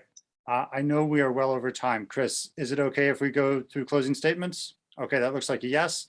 Let's try and keep them to 30 seconds, and I will apologize and interrupt you. Sorry. Can I ask one favor? Can you disable the chat? It's very distracting to have the chat popping up when you're speaking. And I don't know why. I apologize for that. I think I can, but I'm not sure if I can. Okay, well, maybe just the people listening, please don't chat. How about, I think it's off. Thank you. So you can turn it off on your Zoom. Yeah. Okay. Hopefully, hopefully closing statements. Alicia, I think in our rotation, you're up. Sure. So thank you, everybody, the area councils, you, Matt, and our fellow councils, candidates, I'm sorry, and everyone else who's tuning in. I'm proud to call Newton home. It's where my husband grew up. It's where we raised our 3 children and where we hope our children will be able to return and raise their own children. And as a counselor, I've worked hard and listened to residents across the city.